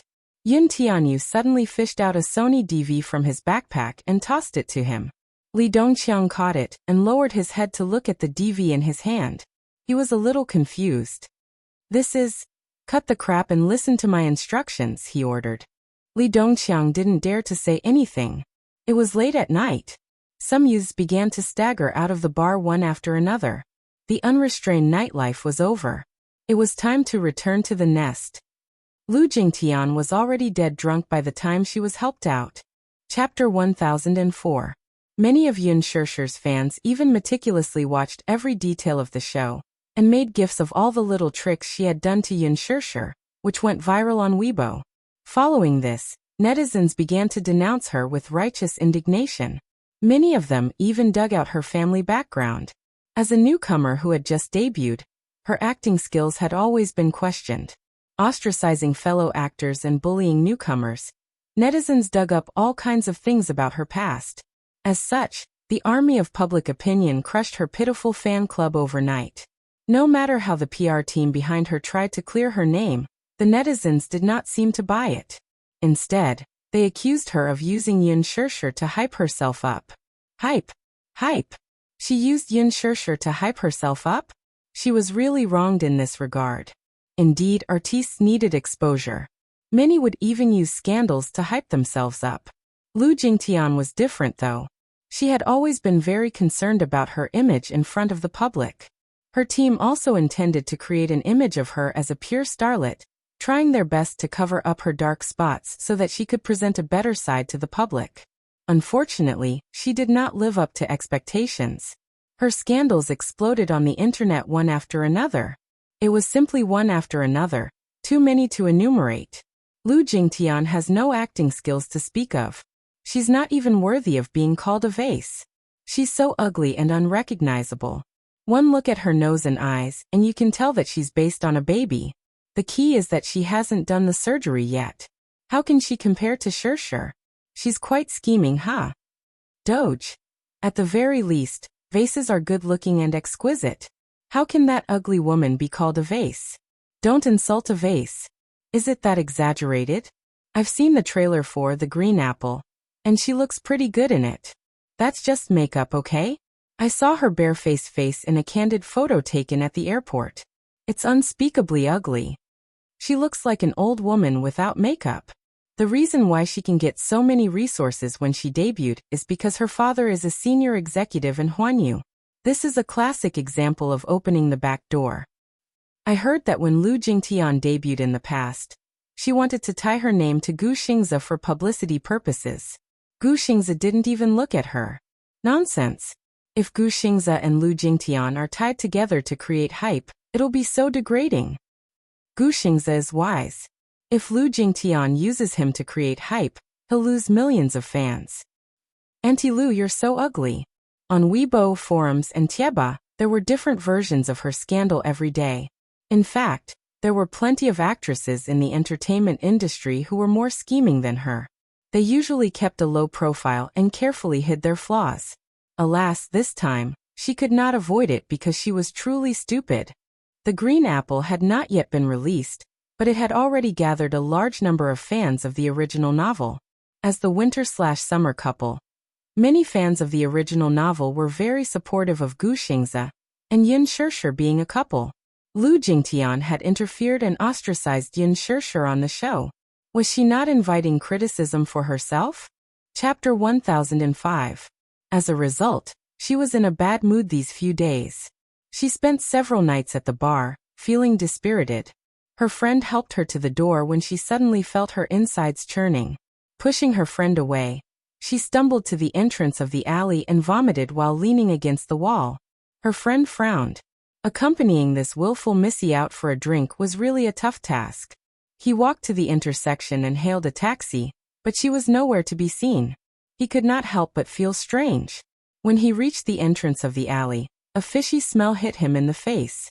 He immediately covered his nose and mouth and shone his phone's flashlight on the ground, only to see a puddle of vomit on the ground. Beside it, a bag had fallen to the ground. He picked up the bag. It belonged to her, but she was nowhere to be found. Where did she go? He looked all around but couldn't find her. He was immediately frustrated. A black car sped along the road. Li Dongqiang's eyes darted to the rearview mirror as he drove. Yin Tianyu sat in the front passenger seat while Xiao Yichen sat in the back seat. Beside him was the unconscious Lu Jingtian. She lay limp in the seat with her hands and legs tied tightly with ropes. Her eyes and mouth were covered with a black cloth. Li Dongqiang was deeply shocked. Is this a kidnapping? How exciting! This lad is so daring at such a young age. Although he was in the triad, he was at best a hooligan. He had done many petty thefts, but there were some things he dared not do. Even though he had killed people before, they were all civilians. He looked at this woman, who was dressed in branded clothes and seemed to be rich, and could not help but feel nervous. He was a typical bully and feared the strong. He was most afraid of offending big shots that he should not offend. He had learned his lesson from offending Yin Shishir the last time. Thus he asked, "If we do this, won't we blow things up? What are you afraid of?" Yin Tianyu gave him a sidelong glance and casually asked, "You're so timid, yet you're still in the triad." Li Dongqiang replied resentfully, "Although I'm in the triad, I still haven't made a name for myself. I have to take a detour whenever I meet those big shots." At this moment, he was completely unaware that there was a major character sitting beside him. Although this big shot was a little young, Yin Tianyu snorted and did not bother with him again. Li Dongqiang still wanted to say something, but Yin Tianyu cut him off impatiently. "Cut the crap. I'm letting you do this so naturally, I can ensure that nothing happens to you." His tone was like that of a king, shocking Li Dongqiang. Were all kids these days so powerful? His methods were even more professional than his. Xiao Yichen, who was standing behind him, seemed to have transformed into Yu Yu's little fanboy. This little brother of his was really amazing. His style of doing things was just like his father, ruthless and merciless. He liked it. He turned to look at Lu Jingtian and snorted. He didn't like people who bullied his mommy. Therefore he would not show any mercy.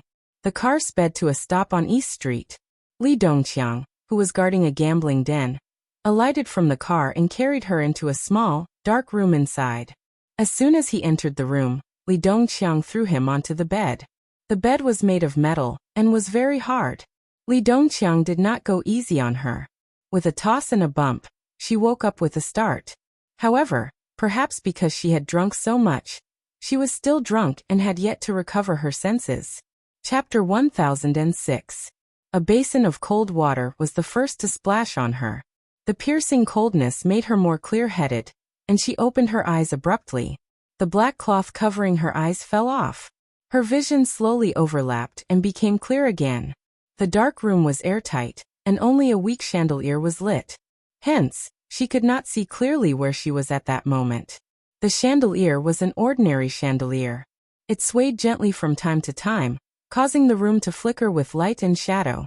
It reminded one of the classic scenes in horror movies. Lu Jingtian shuddered in fright and sat up abruptly on the bed. Unaware that her limbs were tied up, she lost her balance and rolled off the bed. "Ugh!" she cried out in pain. Li Dongqiang glanced at her coldly and signaled with his eyes. His men walked forward and threw her back on the bed. "Ugh ugh ugh." She opened her mouth in shock, but it was gagged so she could not make any sound. She could only whimper as if she were begging for mercy. Yin Tianyu and Xiao Yichen entered the room as well. Li Dongqiang immediately ordered someone to bring a sofa chair over. Yin Tianyu sat on it, and slowly raised his head to meet Lu Jingtian's frightened eyes. When Lu Jingtian saw Yin Tianyu and little Yichen, for some reason, her fear faded a little. It was hard for people to be wary of those weaker than them. She was still wondering who had kidnapped her here, but when she saw Yin Tianyu and little Yichen, she was no longer so afraid. Instead, her tense emotions relaxed a little. Still, it was not without surprises. How could it be these two rascals? Were they the ones who tied her up and brought her here? How did these two rascals manage to do it? What did these strange, ferocious-looking men have to do with the two children? She was full of doubts. In her eyes, Yin Tianyu and Little Chen were merely 7-year-old children. They had not even graduated from kindergarten, so they could not do anything to her. She only saw this inexplicable scene as a farce. Alas, she was wrong. Some people looked weak, but they were not necessarily weak. On the contrary, it could be very powerful. Yin Tianyu glanced at her. His eyes were extremely cold and his face was filled with disgust. He stared at her and asked, "Are you awake?" His voice was so cold that it was as if 10,000 feet of ice had frozen over. Lu Jingtian nervously shook her head subconsciously, but when she realized what he was asking, she hesitantly nodded her head. Little Chen sneered from the side. "Bad woman." Lu Jingtian was infuriated. Just as she was about to lash out at him, she realized that her mouth was gagged and could only let out a few muffled moans. Yin Tianyu ordered, "Let her talk." Thus, Li Dongqiang walked forward and removed the gag from her mouth. Lu Jingtian was finally able to speak, and the first thing she said was explosive. "Hey, you two brats, what are you trying to do? Why did you tie me up and bring me here? What kind of game are you playing with me?" She was originally dead drunk. After vomiting out a stomach full of filth, she had just sobered up a little when she was knocked out by a stick. When he woke up, he was splashed with a basin of ice water. Naturally, he became more clear-headed. However, the alcohol did not completely subside. She spoke very harshly in her drunken state. Chapter 1007. Hurry and loosen the rope. Let me go home. She demanded fiercely, purely trying to scare them. Yin Tianyu smiled. The game isn't over yet. How can I let you go home? Lu Jingtian was taken aback by his mature tone and cold words. If you two rascals continue to mess around, I'll tell your daddy. Ha! Yin Tianyu sneered and then leisurely said, Fine. Go ahead and sue them. She was stunned. Aren't you afraid that your daddy will spank you?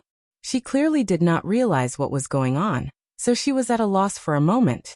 What were these two rascals up to? Xiaoyichen, isn't she disgusting? Yin Tianyu suddenly turned his head and asked. Xiaoyichen spat. She's disgusting. He paused for a moment before adding. Anyone who bullies mommy is guilty of the most heinous crime. Finally, he used the right idiom. This was not the main point, though. The main point was that there was no need to hide the murderous look in Xiaoyichen's eyes. She was frightened by his gaze. What are you guys trying to do? Thanks to you, mommy has 32 wounds on her body. Today, I'll pay you back double. With that, Xiaoyichen stepped forward and grabbed his mother's hair. In the past, he was extremely disdainful of using such despicable means like grabbing someone's hair. However, his younger brother said that he would give her a taste of her own medicine. Since his mommy's hair was ripped off, there was no need for him to be merciful. He wanted this evil woman to have a taste of the pain of having her hair ripped off. Lu Jingtian shrieked in pain at the sharp pain coming from her scalp. Ah! What are you guys trying to do? Let go. It's painful. Xiaoyichen did not waste any more words. He grabbed her hair and threw her to the floor. She did not know where this kid got his strength from. She weighed more than 50 kilograms, yet he lifted her with one hand. What are you guys doing? She shrieked. Her ear-piercing scream reverberated through the room. So noisy. Yin Tianyu frowned in disgust. Li Dongqiang immediately understood and stepped forward to cover her mouth again. Xiaoyichen said angrily, Bad woman, you know pain too. But I saw that when you bullied my mommy, you didn't hold back either. Lu Jingtian continued to whimper, as if she finally understood that the two were here for revenge, and realized the seriousness of the matter.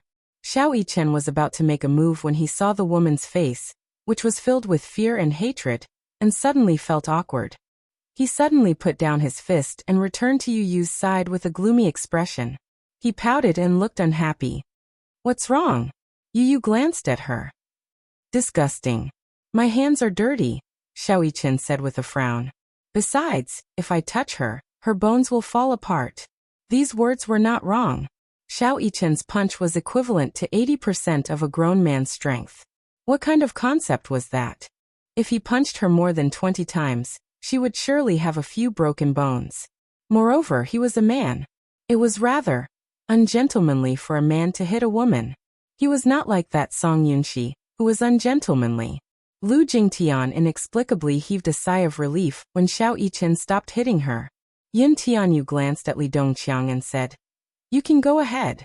Lu Jingtian's eyes widened in horror. She did not know what was in store for her. Chapter 1008. I'll wait for you outside. With that, he left with Xiao Yichen. Li Dongqiang let out a sinister laugh and slowly took a few steps toward Lu Jingtian.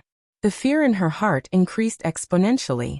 Initially, she thought that this was a prank by the two children, but now, she no longer thought so. He walked up to her, slowly squatted down, and removed the black cloth from her mouth. She got the chance to speak and immediately asked in horror, What are you trying to do?" "What am I trying to do? I'm going to do you." He grinned and spoke vulgarly. She was stunned for a moment, only to see him stand up and unbuckle his belt with one hand. What are you doing? You're raping me. Don't you dare do anything rash." "Humph," he ignored her. Lu Jingtian's lips trembled as her eyes darted around in panic. She suddenly understood the current situation. If she were to maintain her overbearing attitude from before, she would not be able to escape. It was just a matter of dying a little faster. She did not understand what these two rascals wanted to do to her, but the murderous look in Yun Tianyu's eyes was definitely not a prank. She raised her head and looked at Li Dongqiang with a smile. How much do you want?" Li Dongqiang froze. "Those two rascals gave you the money, right? That's why you. Let me tell you, I have a background. My father is powerful and influential. You'd better not offend me. Otherwise you'll regret it." This was the only possibility she could think of. Xiao Yichen was rich. Mu Yaja would usually give him tens of thousands of yuan as pocket money. "How much did he give you?" "I'll give you double. This way. Can you let me off?" She was so flustered that she could not speak coherently. "Sure. If you can fork out double the amount he gave me, I'll let you off." Li Dongqiang was naturally not one to make a losing deal. He squatted down as if to negotiate with her. She calmed down and asked, "How much did he give you?" He took out the check from his trouser pocket and showed it to her. Lu Jingtian was stunned when she saw the words written in Chinese. "Impossible. Where did he get so much money?" Lu Jingtian chuckled. "I think you've been fooled by those two kids. Think about it. They're barely 15 years old. Do you really think he can give you so much?" She only suspected that Xiao Yichen was the one who gave her the money. She did not suspect Yu at all. Li Dongqiang raised his eyebrows. "That's so much money. I can't afford it." In fact, if it was in the past, he would not have believed that a child could take out so much money. However, he had seen this child's strength before. Lu Jingtian was taken aback. "Are you dumb? This piece of paper must be fake. It's just a fake check, and you're treating it like a treasure." What I'm giving you is real money. It's not something a fake check can compare to." "Then this is the number on the check. If you give it to me now, I'll let you go." Lu Jingtian was speechless for a moment before she flew into a rage out of humiliation. How can he have so much money? It's 7 digits, not thousands or tens of thousands. Chapter 1009. Lu Jingtian was infuriated and annoyed by his humiliation. She cried out indignantly, "My dad is rich. Let me call him. He can fork out that much money right away." Smack. He gave her a tight slap across the face, causing her face to turn to the side. "Are you King kidding me? Call your dad? Then call the police to arrest me?" Woman, you have some tricks up your sleeve." He did not want to waste any more words with her. With a look, 2 of his men immediately stepped forward. One of them grabbed her chin tightly, while the other unscrewed the bottle in his hand and poured the drugged drink into her mouth. She struggled, but she did not have the chance to resist at all. Gulp, gulp, gulp, gulp, gulp, cough, cough, cough, cough, blurg. She choked badly, and the sweet drink overflowed from her mouth and nose. She raised her head with reddened eyes and glared at him. "What did you make me drink?" Don't worry. You'll find out soon enough. When the drug takes effect, the few of us won't be enough to cure you." It was the strongest drug in the black market, passion-hunting powder. The drug, which was used to deal with Yin Shishir, was now being used to deal with Lu Jingtian. A few minutes later, She felt dizzy all of a sudden, followed by a strange sensation coming from her body. Her body swayed slightly, and she felt her legs go limp. Not only that, a certain part of her body was acting up. She clamped her legs together and tried her best to hold it in as she perspired profusely. Her breathing suddenly quickened. The strange thing was that she had gulped down so much drink earlier, but her throat was very dry. Lu Jingtian was the spoiled and arrogant missy of a rich family. She had never seen such despicable tricks in society. Therefore, she thought that there was some kind of poison in the drink. It was only when she felt an inexplicable emptiness in her lower abdomen that she realized that the drink had been drugged. Lu Jingtian's chest heaved up and down. Under the constant stimulation of the drug, she felt a strange heat, and her whole body went limp. The scenery in front of her eyes began to blur, and under a burst of dizziness, she couldn't even see Li Dongqiang's face clearly. She shook her head, but it did not matter if she did not shake. Instead, she fell headfirst to the ground. She did not feel much pain, even when her head hit the floor. It was as if she was lying on a bed of cotton, and she felt as if she was floating in the air. She began to feel an urgent need to fill the emptiness. Gradually, she lost her consciousness and her gaze became blurry. Huff. Huff, I want. It's so hot. It's so hot. As she spoke, she giggled softly. Help me, please. It's so hot, and I feel so empty. Boo-hoo. Lu Jingtian's exquisite makeup was exceptionally seductive. Her beautiful eyes were hazy, and her face was flushed with a coquettish blush. Her red lips, which seemed to be budding, were especially seductive when they opened and closed. The drug had completely taken effect. It made her look like a delicate poppy flower that bloomed unscrupulously, almost mesmerizing his eyes. When the drug kicked in, he untied the ropes binding her limbs. Lu Jingtian looked at him in a daze as fine beads of sweat appeared on her forehead. Chapter 1010. She lazily leaned against the bedside. Her coquettish look made Li Dongqiang's heart beat wildly. Gulp! He swallowed hard and was stunned for a moment before he suddenly remembered what Yun Tianyu had instructed him to do. He quickly turned on the camcorder and aimed it at the woman, who was trying her best to seduce him. The men beside him also stared unblinkingly at the coquettish woman in front of them. Their eyes narrowed with lust. Oh God! It turned out that their boss had called them over for such a good thing. This was a lucrative job. At first, they thought that it was going to be a fling. Unexpectedly, he. Li Dongqiang walked over, squatted down, and reached out to pinch her hot and flushed cheeks. She pounced on him at once, wrapped her arms around his waist, and threw herself on top of him. She might have used too much strength, for he was suddenly pushed to the ground by her. She sat on top of him, grabbed his collar and kissed him. The scent of her expensive perfume assaulted his nostrils. She kissed his cheeks, nose, and chin as her hands impatiently tickled his body. Li Dongqiang felt his whole body heating up. This was a blessing in disguise. It was not that he had never played with women before, but compared to this woman, it was unbearably vulgar. Lu Jingtian was not as pretty as Yun Shishir, but to Li Dongqiang, she was still a first-class stunner. The young man holding the camcorder could not help but feel his hands tremble as he looked at the hot scene before him. He was inevitably distracted and did not aim the camera properly several times. A few of them even took out their phones to take pictures. Lu Jingtian had no idea what she was doing. She only felt that hugging him was not enough to relieve the raging waves in her body. She followed her primitive instincts and moved step by step. Alas, she was still young and inexperienced, so how would she know what to do? Li Dongqiang, on the other hand, was so aroused that he could not bear it. His body was burning with fire, and he completely lost his patience. With a low growl, he flipped over and took the initiative. In no time at all, he took off her clothes. The fiery scenes were all captured by the camera. The young man on the side muttered vulgarly, "This woman is really coquettish." That eye-piercing scene was driving the subordinates who were waiting at the side crazy. However, boss hadn't finished enjoying it yet, so he naturally couldn't rush it. They had to do it one by one. In the casino, although it wasn't prime time, the 4 floors of the hall were still bustling with activity. Mixed with cheers and curses, it was an impassioned atmosphere. This was one of the biggest casinos on East Street. People often went bankrupt here overnight. Of course, there were also some lucky people who gained great wealth.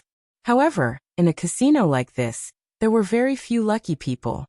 After obtaining a huge fortune, most people would greedily throw themselves into the next battlefield with a fluke mentality. However, after a few twists and turns, they would often end up disappointed. No matter what your identity is, be it a boss or a commoner, as long as you have money, you can walk into this treasury and bet on your life.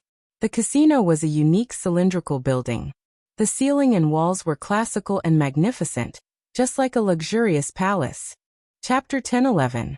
However, very few people dared to place bets at this table. Hence, to sit at this table, one had to bet at least 5 million yuan. And the chips would continue to rise as the game progressed. At this moment, however, no one was paying attention to whether someone was placing bets at this table. Everyone's eyes were on a little lad in a black shirt. This little boy, who was only 6 or 7 years old, had exchanged chips from the dealer half an hour ago. At that time, he only had a few 100,000 yuan worth of chips. The moment he entered the gambling hall, he walked to the French roulette with ease and placed tens of thousands of yuan on it.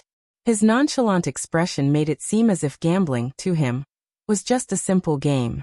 Xiao Yichen stood nervously beside Yu. Earlier, he was bored waiting outside the door, so he said that he wanted to take a look around the casino. Seeing that it was interesting, he exchanged chips to relieve his boredom. At that time, no one paid much attention to him. Most of them thought that he was just an extremely naive little lad who dared to enter the casino after stealing so much money from somewhere. Gambling at such a young age, he was truly a wastrel. A kind-hearted person stepped forward to persuade him, but Yu merely replied unhurriedly, "Hee. I'm just casually playing." Casually playing. This was a slang in the casino. Usually, those who said this were here to challenge the place. Which one of the people standing here hadn't gambled for more than 10 years? Without so many years of experience, who would dare to roll up their sleeves and roll the dice here?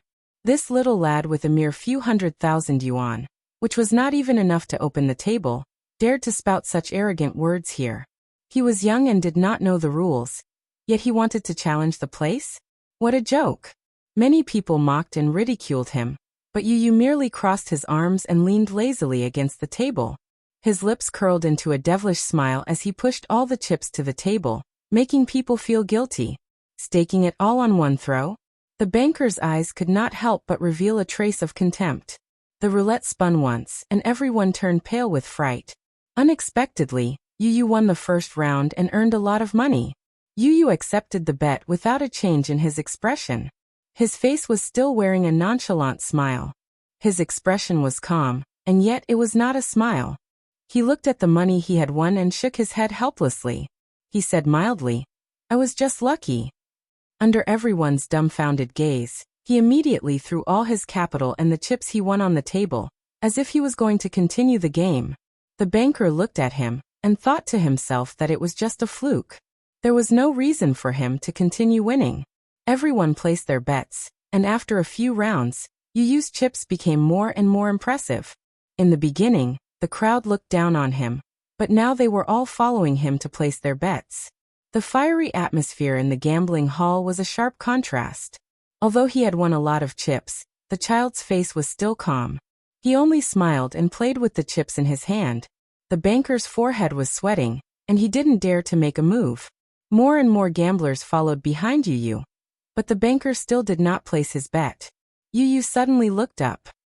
He raised a finger lazily and shook it gently. He said mildly, "You can't." Chapter 10:12. He had been in the casino for more than 20 years, and had been playing since he was 10 years old. This lad was clearly trying to humiliate him. However, despite his anger, it was an undeniable fact that he had lost to a child. He had never lost so thoroughly in all his years of playing. He did not even have the will to fight anymore. The dealer pushed down his chips and simply admitted defeat. Yu looked at him with a smile. A dealer in a purple uniform walked up to him and carefully collected all the chips he had won. Xiao Yichen whispered in his ear in disbelief. Yu, are you that good? You actually won more than a few million." Yu glanced at him from the corner of his eyes and hooked his finger at him. Xiao Yichen leaned over. Yu said flatly, "Idiot, I cheated."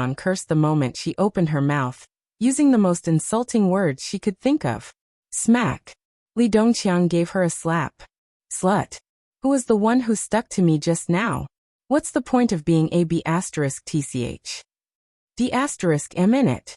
Shameless. He scolded. She held her burning cheek aggrievedly. Her eyes were red and swollen. and they were bloodshot as she glared at them hatefully. If you didn't use any underhanded means, do you think I'd be interested in you? All of you look like pigs. Shameless. ***. Lu Jingtian seemed to have lost her rationality as she let loose a torrent of abuse. Lu Jingtian scrambled to put on her clothes. Looking at the bruises all over her body, she was in a sorry state. She suddenly couldn't hold it in any longer and broke down in tears. She covered her face and deeply felt that she had no face to see anyone. "Oh, you bunch of beast scum. I hate you. I hate you to death." The door suddenly opened. Yin Tianyu and Xiao Yichen walked in. Everyone in the room had put on their clothes, and the scene seemed calm. However, from the redness on their faces and the lingering charm in the air, Yin Tianyu knew that they had just experienced an intense battle. He laughed, but his expression was cold. "Have you enjoyed yourself to your heart's content?" asked the boy in a calm and unhurried tone. "Have you had enough fun? This brat." Chapter 10:14. "It has nothing to do with my mommy." Xiao Yichen coldly snorted. "Bad woman. You're the one who bullied my mommy first. We're just returning the favor." Lu Jingtian only felt embarrassed and ashamed, but more than that, she flew into a rage out of humiliation. Yu Yu's cold and mocking gaze almost drove her crazy. She completely lost her rationality. If she could, she really wanted to strangle him and tear his hateful face apart. She really couldn't wait to make these two brats disappear from her sight. ***SD**RD. She rolled off the bed and pounced on Yin Tianyu. Yin Tianyu, however, did not move. He was not afraid of this crazy woman at all. Alas, she had forgotten about the chaotic battle she had just gone through. Just as her toes touched the ground, she felt her legs give way and fell to the ground with a plop. Her limbs were as heavy as lead, and she could not even lift her wrists. She was filled with resentment. Yin Tianyu smiled coldly and took a few steps toward her until he was right in front of her. He lowered his head and looked at her from above, admiring the changing expressions on her face. Humiliation, resentment, madness, pain, despair. Everything was in his eyes. He admitted that his method was indeed cruel. However, this was the only way to appease the hatred in his heart. He would never forgive anyone who touched his reverse scale. A pitiful person must have something to hate. Yin Tianyu told Li Dongqiang, "Send her back."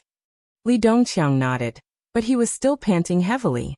He had yet to calm down, and was on the brink of exhaustion. Yin Tianyu turned to leave, but he suddenly thought of something. He turned back and bent slightly. His cold and unfathomable eyes met with Lu Jingtian's dazed ones. "Don't blame me for being ruthless if you dare to make a fuss about what happened today." Lu Jingtian was stunned. This child had a charisma that made one unable to look him in the eye. That pair of cold eyes actually oppressed her to the point that she couldn't breathe. "I'll let you off today, but if you dare to bully my mommy again." Yin Tianyu paused and narrowed his eyes. "Do you believe me? With just a word from me, the entire Lu clan will die without a burial ground overnight. Do you believe it? With just a word from me, the entire Lu clan will die without a burial ground overnight." These extremely bold words seemed to come from the mouth of an emperor, who could summon the wind and summon the rain. Lu Jingtian's mouth was agape, but even after the two left, she still could not regain her senses. The fear in his heart was suddenly magnified. Lu residence. By the time she hailed a cab back to the Lu residence, it was almost dawn. She held back her tears and tightly clenched her fists. No matter how hard she tried to suppress herself, her shoulders couldn't stop trembling. She felt like a mermaid. Every step she took felt like she was walking on the edge of a sword. It was unbearably painful. She walked to the door and slowly pushed it open, only to be greeted by a brightly lit room. She was stunned and stood rooted to the ground. She saw Lu Buoxing sitting on the sofa in the spacious living room. It seemed that he had been waiting for a long time. She was stunned for a few seconds. When she came to her senses, she quickly lowered her head and hurried upstairs. "Stop right there." Lu Buoxing bellowed majestically. Chapter 10:15. She shuddered and turned around with trembling lips. Pursing her lips, she did not bother to raise her head and only called out, "Dad." Usually, when she returned home late, her father would be long asleep. Why did she have to bump into him tonight? He asked coldly. It's so late. Where did you go? Why are you only back now? Do you still know that this house exists?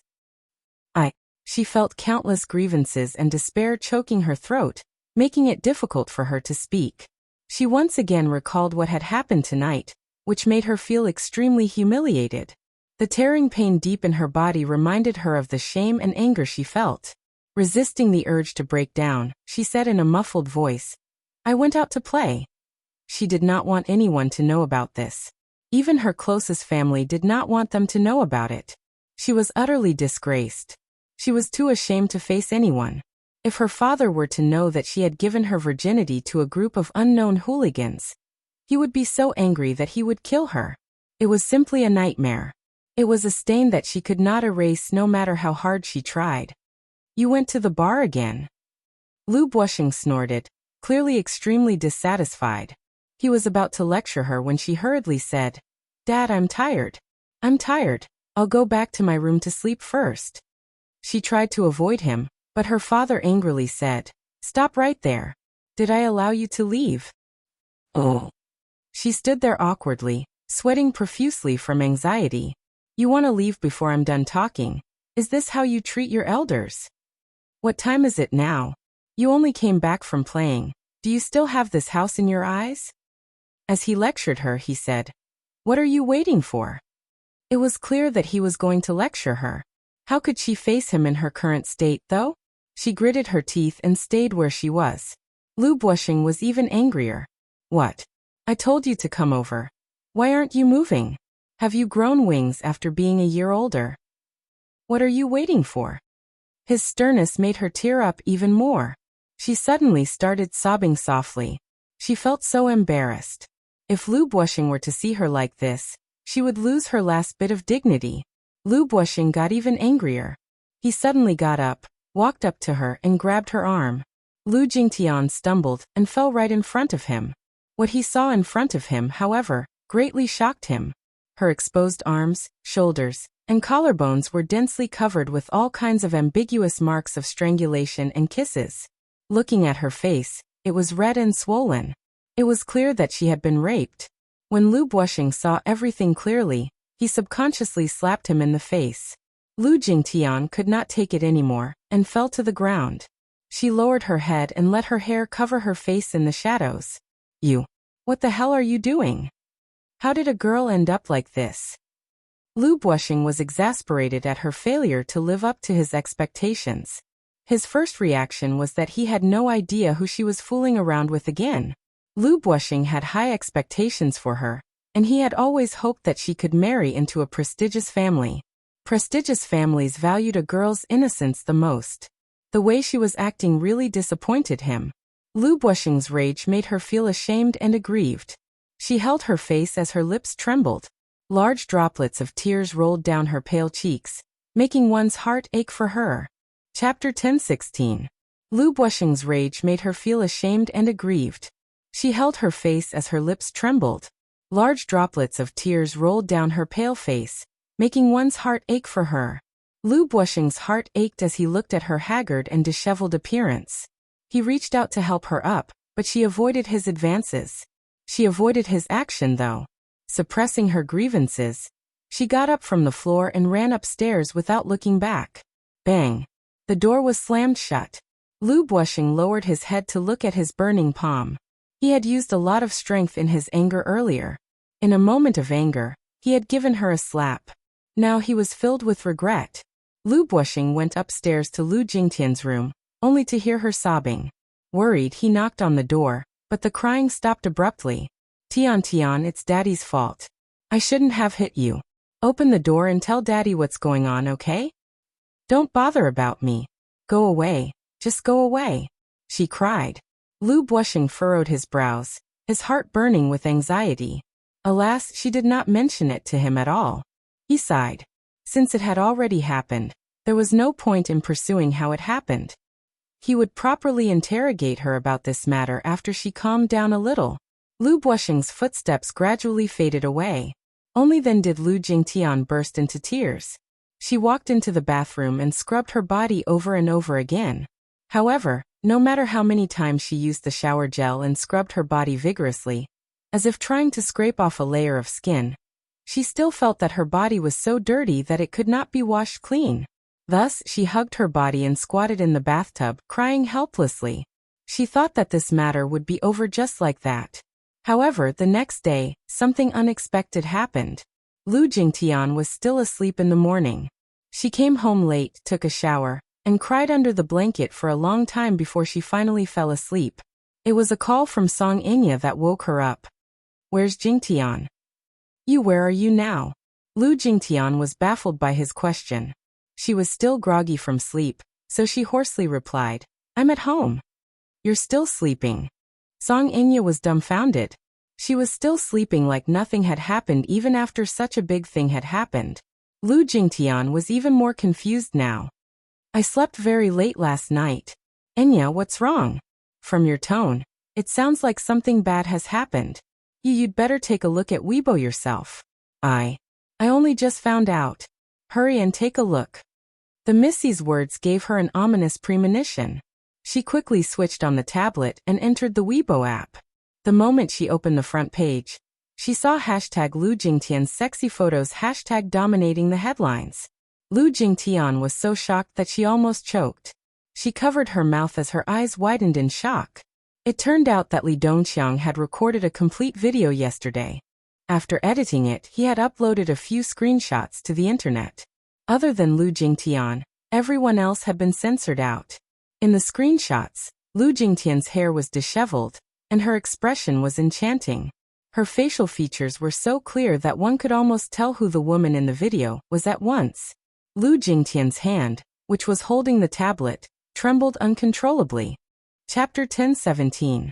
At first, the netizens were a little skeptical, thinking that it might just be a coincidence that someone looked similar to Lu Jingtian. Soon, a mysterious ID released an even higher resolution image. The netizens could see it more clearly. There was a very obvious feature on her face. There was a mole at the corner of her mouth. This feature instantly confirmed her crime. Her mind went blank with a bang, and she was petrified as if she had been struck by lightning. Soon after, the media published a few photos of her in a bar, which showed her rubbing her ears intimately with a stranger. Perhaps it was because of the angle, but her expression looked especially slutty. With a cigarette in one hand, she laughed and fell into the man's arms. She looked like a prostitute. Some paparazzi even took photos of her hugging another man in a bar. It was such a hot scene that people could not help but sigh.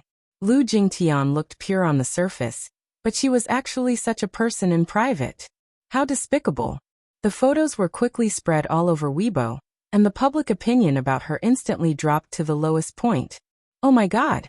Seeing such explosive news so early in the morning. My worldview has been turned upside down. Is Lu Jingtian so open? She seems to be quite fun in private, and she seems to be quite fierce. I'm from the capital. I once bumped into her at Sovereign Bar. She was with a man, and they were very close. I wanted to take a photo, but it was too dark, so I couldn't get a clear picture. I was also afraid of getting into trouble, so I didn't take a photo. I thought that she was just a scheming woman. I didn't expect her to be such a despicable woman in private. How disgusting." The netizens left comments saying that Lu Jingtian was a vicious and scheming woman. They had never seen such a shameless female celebrity before. The mysterious ID seemed to have left her some leeway by not releasing the video. Lu Jingtian was petrified and did not react for a long time. This time, she had fallen into a state of eternal damnation. All the public opinion was overwhelmingly accusing her of it. Lu Jingtian could not help but recall her private diary on a personal blog. Harboring hatred for Yun Shirshir, she wrote in the diary, "If there's a chance, I must let Yun Shirshir, that be *tch, have a taste of humiliation. First, drug her, then throw her to 5 hooligans. Finally, I'll record the whole process and post it online. Let everyone take a good look at the so-called national first love in their eyes, how slutty and despicable she was in private." Was it an illusion? Why was her experience now exactly the same as the content of the private diary she had written on her blog? Could it be impossible? Her diary was a private diary that was locked. Other than her, no one else had seen it. Yin Tianyu received a call from Li Hanlin. According to his instructions, the latter had already finished editing the video and bribed various public relations teams to spread rumors about Lu Jingtian's indecent deeds on the internet. Later, remember to release the surveillance video. This is the highlight of the show. Yes. However, President Yin, don't you think you're being a little too ruthless? Chapter 1018. The truth behind Lu Jingtian's pornographic photos. Look at those celebrities who appear pure on the surface in private. Lu Jingtian's pornographic photos scandal escalates. Lu Jingtian closes her Weibo account. Guilty conscience? For the next few days, the scandal regarding Lu Jingtian's pornographic photos continued to fester. Recently, however, a small Weibo account suddenly released a short surveillance video. The video was very short, lasting only a few minutes. When the video was played, it showed Lu Jingtian beating up a woman in a hotel corridor. Although it was said to be a beating, the woman was indeed ruthless. The clip of Lu Jingtian beating up Yin Na like a madwoman shocked many people. The reason why they could recognize Lu Jingtian at a glance was that her gown was very recognizable, so it was not difficult to distinguish her. This was what Lu Jingtian wore to Huanyu's gala, which was published in the newspapers. The Imperial Hotel's camera angle was very wide, and it was aimed at the corridor and the elevator door. There were 2 shots taken from different angles. When the first video was opened, it was still a little unclear. From this angle, one could only vaguely make out Lu Jingtian's back. As for the facial features of the person she was beating up, it was too blurry for one to recognize. When the second video was opened, it was aimed at the front of the 2 people.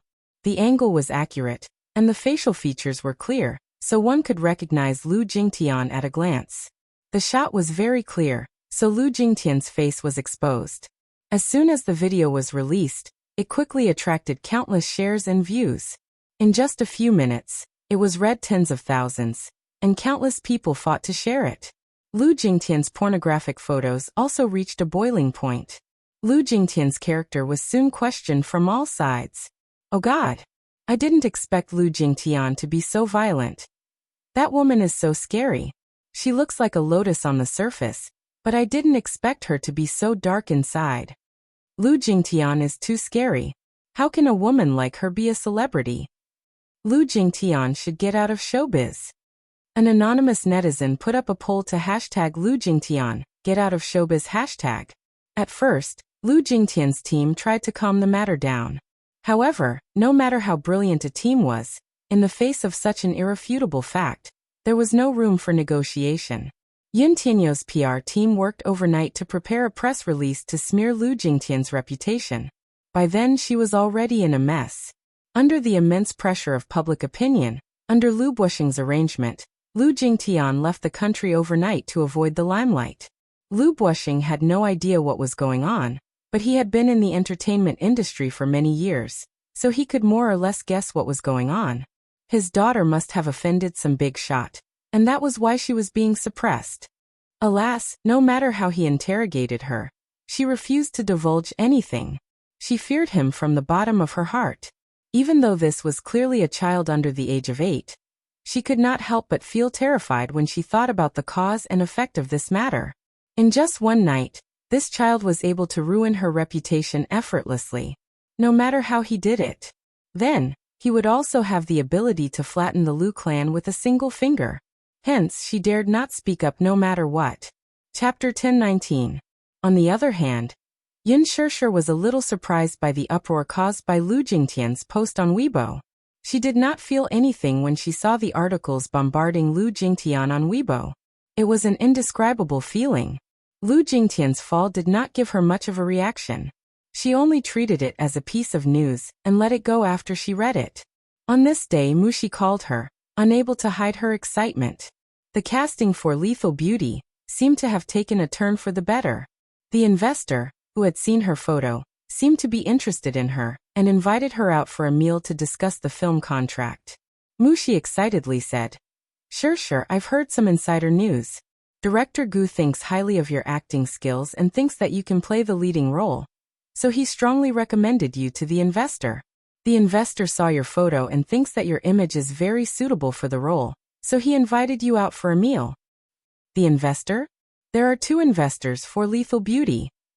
One is Chungguang Entertainment, and the other is Global Pictures, a very famous production company. Sure, do you want to give it a try? Who knows, you might succeed. It turned out that, although the producer had directly kicked Yun Shishir out of the list for that audition, Gu Xiaoyang was very satisfied with Yun Shishir's performance. Hence, he strongly recommended Yun Shishir to the head of Global Pictures, Sun Hua. Sun Hua watched Yun Shishir's audition video, and was very satisfied with it too. Her acting skills were explosive, and her eyes and expressions were very intense. Moreover, Gu Xiaoyang was full of praise for Yun Shishir, thinking that her acting skills were much better than Lin Ji's. Her aptitude was not bad and she was very photogenic. Hence, Sun Hua reported the situation to the higher-ups. At first, the higher-ups of Global Pictures gave an ambiguous reply, saying that they would discuss the matter before making a decision. Gu Xiaoyang really liked Yun Shishir and hoped to have a chance to use Yun Shishir in the future. Hence, he mentioned this matter to the higher-ups of Global Pictures. The Green Apple was going to be released soon. The box office was bound to be spectacular. Although Yun Shishir was a newcomer, her potential was immeasurable. After the release of The Green Apple, with the support of Gu Xingze and Lin Fengtian, Yun Shishir would definitely become famous overnight. At that time, Yun Shishir would definitely be more talked about than Lin Ji. In that case, Lethal Beauty would definitely benefit from The Green Apple. When the person in charge heard this, he was indeed very tempted. Indeed, although Lin Ji was a popular A-list actress compared to Yun Shishir, Lin Ji's popularity was too high. After Lin Ji's debut, her reputation and popularity had been bountiful. However, the rumors about her were nothing. Yun Shishir's popularity soared as soon as she debuted. Even before the crew of The Green Apple released any behind-the-scenes footage, Yun Shishir's name would be on the hot search list. Hence, the higher-ups of Global Pictures decided to meet with Yun Shishir to discuss the casting of the role. Sun Hua then contacted Qin Zhou. Initially, when Qin Zhou learned that Global Pictures had invited Yun Shishir to a dinner party to discuss this matter, he hesitated for a moment before rejecting the invitation. Hence, Sun Hua thought of Mushi. When Mushi first received this news, she was overjoyed. Yun Shishir, on the other hand, was a little hesitant. Dinner party. Yun Shishir was inexplicably reminded of that dinner party where a young model had offered her body to the investors and producers in order to fight for resources. That unsightly scene was still fresh in her mind. Chapter 1020. Mushi, reject it for me. Ah. The assistant was stunned. Shishir, are you dumb? This is a rare opportunity. You must know that if you perform well and satisfy Worldwide's higher-ups, the production team of Lethal Beauty may decide to cast you. I have something on tonight, so I can't make it to the dinner party. Reject it for me. Yun Shishir said. Even though the assistant felt that it was a pity, she could not force the matter, so she gave him a tactful reply. When Sun Hua heard this result, he was so angry that he flared up. This Yun Shishir has just debuted, yet she's already putting on airs. Worldwide's higher-ups personally invited her, yet she rejected them without any hesitation. Is this appropriate?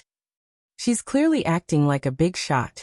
When the news reached Worldwide's higher-ups, Li Dongliang, he gritted his teeth in anger when he heard that Yun Shishir was acting like a big shot, and was not coming.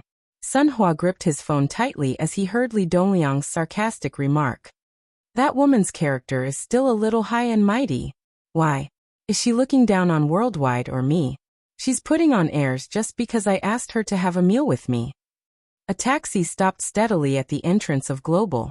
Sun Hua got out of the car, smiled apologetically, and explained to the phone in a low voice, Mr. Li, don't be angry.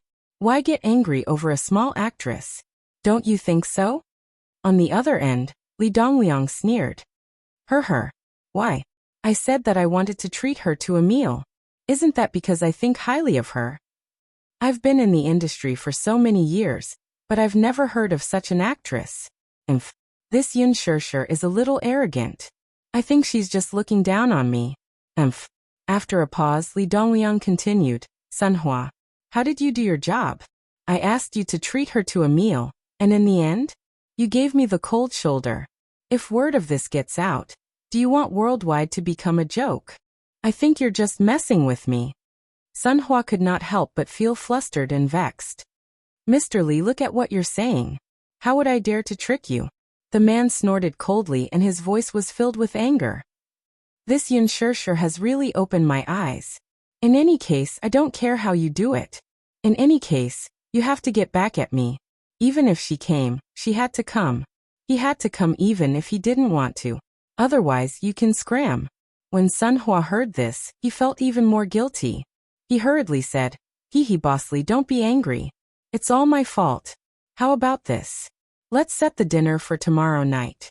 I'll definitely bring the person to you. At that time, you can do whatever you want. What do you think? The man suddenly laughed. Sun Hua, at least you know how to appreciate favors. It's tomorrow night. Don't let me wait too long. I don't want to waste any more time.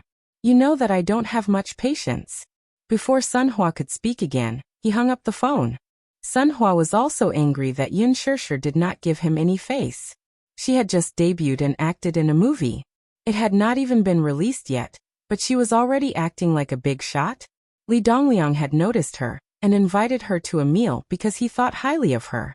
One had to know that this dinner was not for just anyone. Many female celebrities were lining up but did not get a turn. When it came to Yun Shirshir, she rejected it with one sentence. What was the meaning of this? Chapter 10:21. When Li Dongliang saw the photo, he was stunned. However, Sun Hua showed him the audition tape. Li Dongliang naturally did not care about the audition. He was a capitalist. Being involved in the film industry was just a branch of his investment. He did not care about whose acting skills were good. He only cared about the return of the investment. That was all. Chungguang Entertainment and Worldwide Entertainment jointly invested in Lethal Beauty. Chungguang Entertainment intended to promote Lin Ji, and internally selected her as the female lead. Li Dongliang did not care who the female lead was, so he did not have any objections. Before this, in order to please Li Dongliang, Chungguang Entertainment specifically instructed Lin Ji to fight for Li Dongliang's approval. After being in the entertainment industry for 3 years, Lin Ji was not as ignorant as she was when she first debuted. Naturally, she knew the benefits involved. She was also very obedient and sensible. She accompanied Li Dongliang for 2 nights and served him well. Li Dongliang was naturally satisfied with her. Hence, the matter of the female lead could be said to have been decided. However, after Gu Xiaoyang strongly recommended Yun Shirshir to Sun Hua, and Sun Hua showed Li Dongliang the photo, he started to miss Yun Shirshir. After being in the industry for so long, he had played with many women. There was the charming and enchanting Yan Bingqing, the peerless Han Yuyan, and the fresh and beautiful Yang Mi.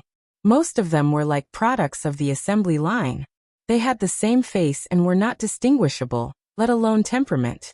Yun Shirshir, on the other hand, had a unique temperament. She was pure and refined. What made it even more unbearable was that she seemed to have a temperament that made one want to conquer her impatiently. The more pure and beautiful a woman was, the more men wanted to conquer her, and the more they wanted to ravage her. This was probably the deep-rooted bad habit of some men. A man's desire to conquer was undoubtedly manifested in 2 aspects. One was his career. The other was his woman.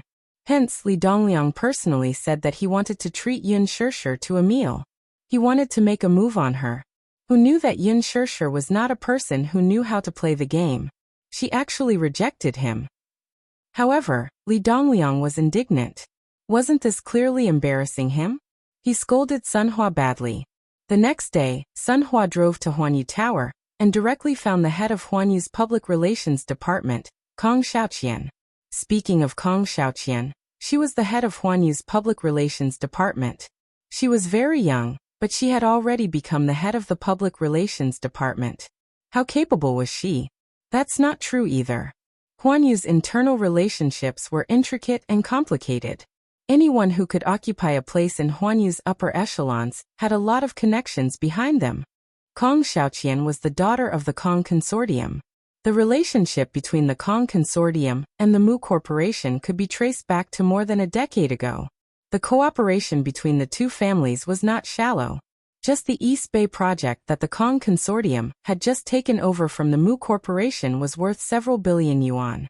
Kong Xiaoqian majored in public relations in university.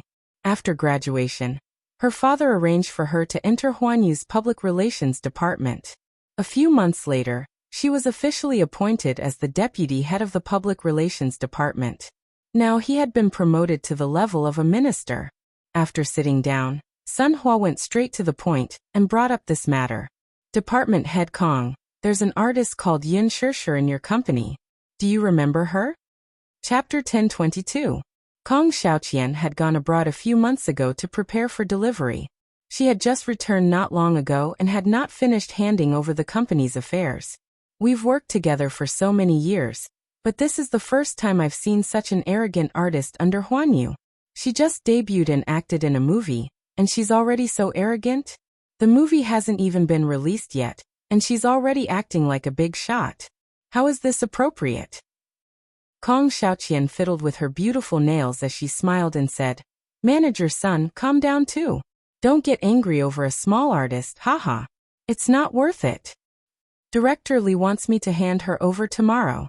No matter what, I must bring Yin Shishir to him today. Chief Kong, give me a definite answer too. Don't make things too difficult for me. I heard that this Yin Shishir has just debuted, and the company has spent so many resources on her, because she has some relationship with our young Master Mu. Who knows, maybe she's young Master Mu's pet. Kong Xiaoqian smiled sweetly as she spoke, as if she was a rich man's daughter. Pet was a jargon in this industry. It meant that she was a mistress kept by a big shot. Sun Hua smiled contemptuously and said, No wonder she's so ostentatious. It turns out that she's hooked up with young Master Mu. She just debuted and got the female lead role in Director Lin's movie. She stole the limelight and was unrivaled for a while. It's all because of the unspoken rules. Since it's all because of the unspoken rules, why is she still so pretentious? Kong Xiaoqian was a little hesitant. She couldn't figure out the relationship between Yin Shishir and Mu Yaja. Everyone said that she and young Master Mu had a close relationship, but to what extent? She didn't know. Sun Hua smiled faintly and asked word by word. Chief Kong, are you afraid that you won't dare to touch Yin Shishir because she's young Master Mu's woman? Kong Xiaoqian said, Manager's son, if she's really young Master Mu's woman, I won't dare to touch her at all. How is that possible?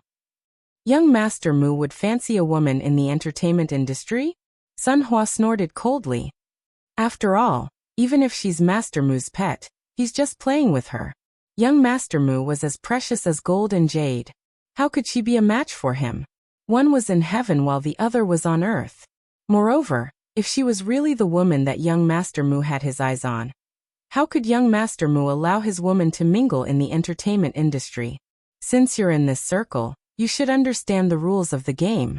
Pausing for a moment, Sun Hua sneered coldly, since she likes to climb up high so much. Then with this opportunity in front of her, why doesn't she hurry up and climb up the pole? If she served Boss Li well, she would be rewarded handsomely. Naturally, you will also get your share. Kong Xiaoqian was still a little hesitant when Sun Hua said, I heard that your father recently got the East Bay project, but he's still short of funds. If you can get Yin Shishir here, I'll talk to President Li. Maybe if Yin Shishir serves him well, he'll be happy and... His voice stopped abruptly, and he didn't continue speaking. Kong Xiaoqian naturally understood the hidden meaning in his words.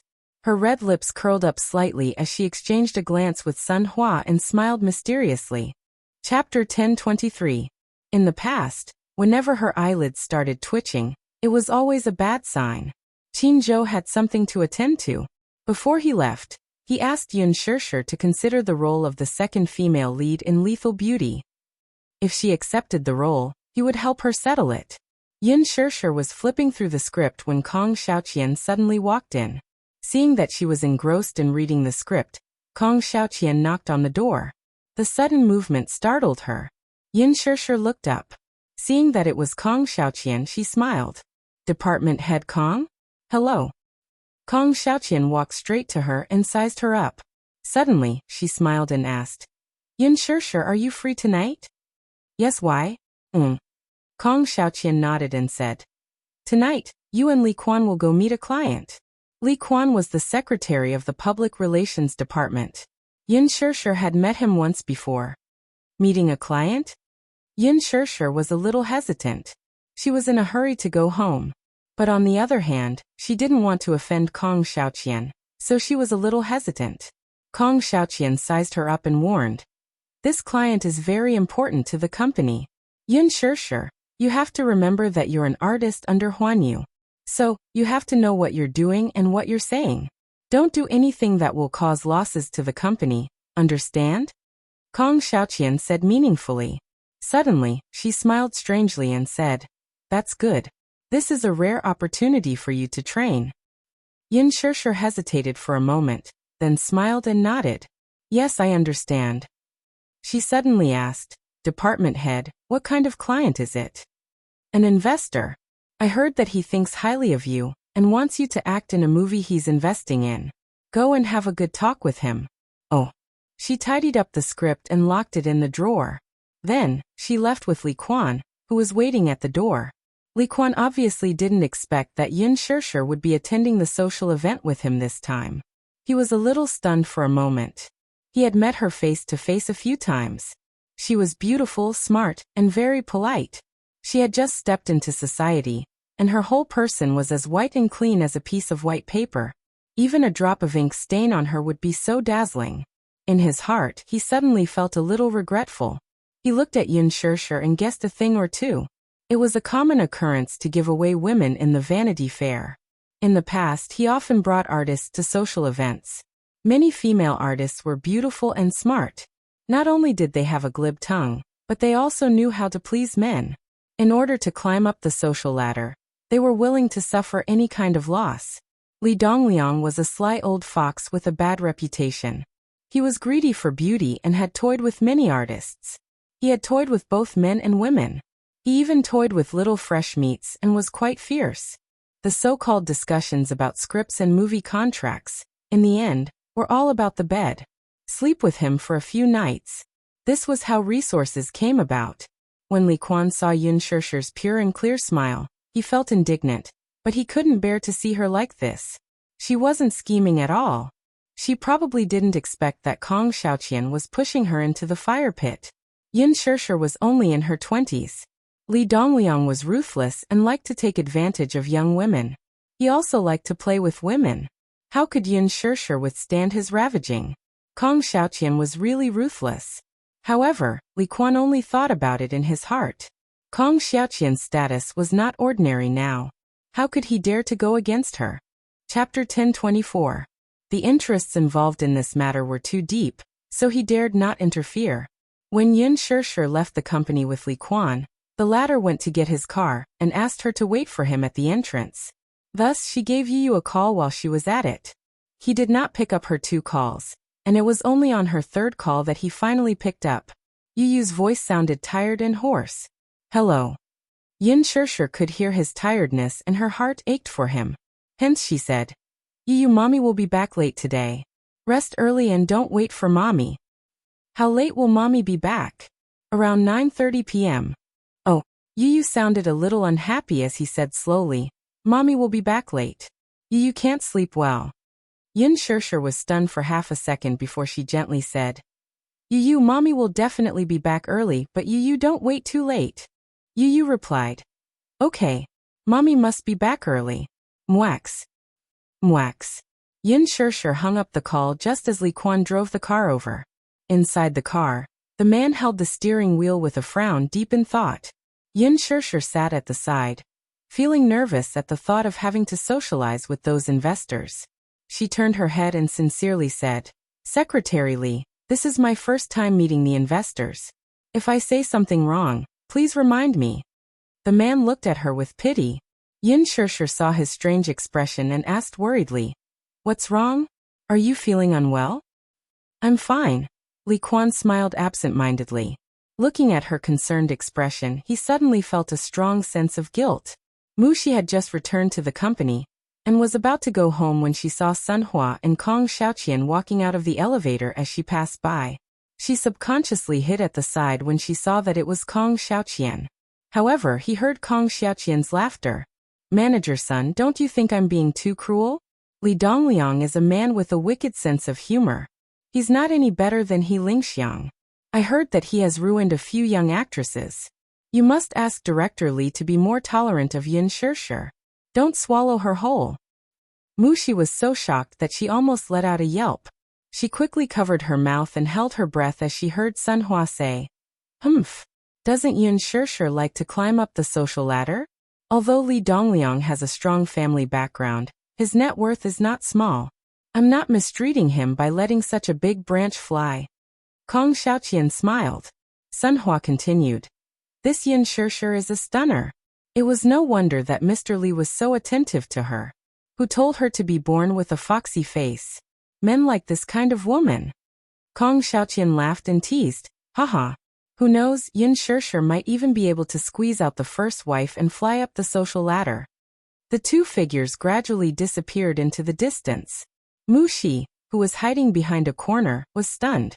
She widened her eyes in shock and gritted her teeth in anger. D*M*. Don't tell me that Kong Xiaoqian forced Yin Shirshir to be a hostess.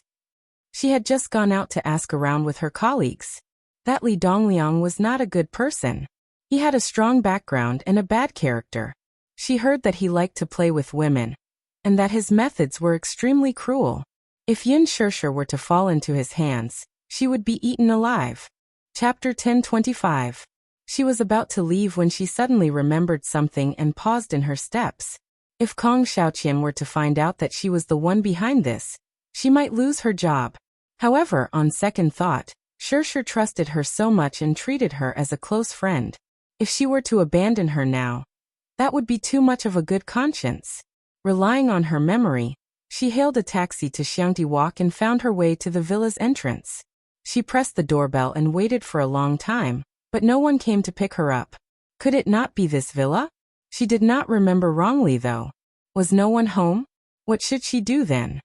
If this dragged on, what would happen to Shirshir? She could not help but shudder at the thought of Li Dongliang's wretched and sinister face.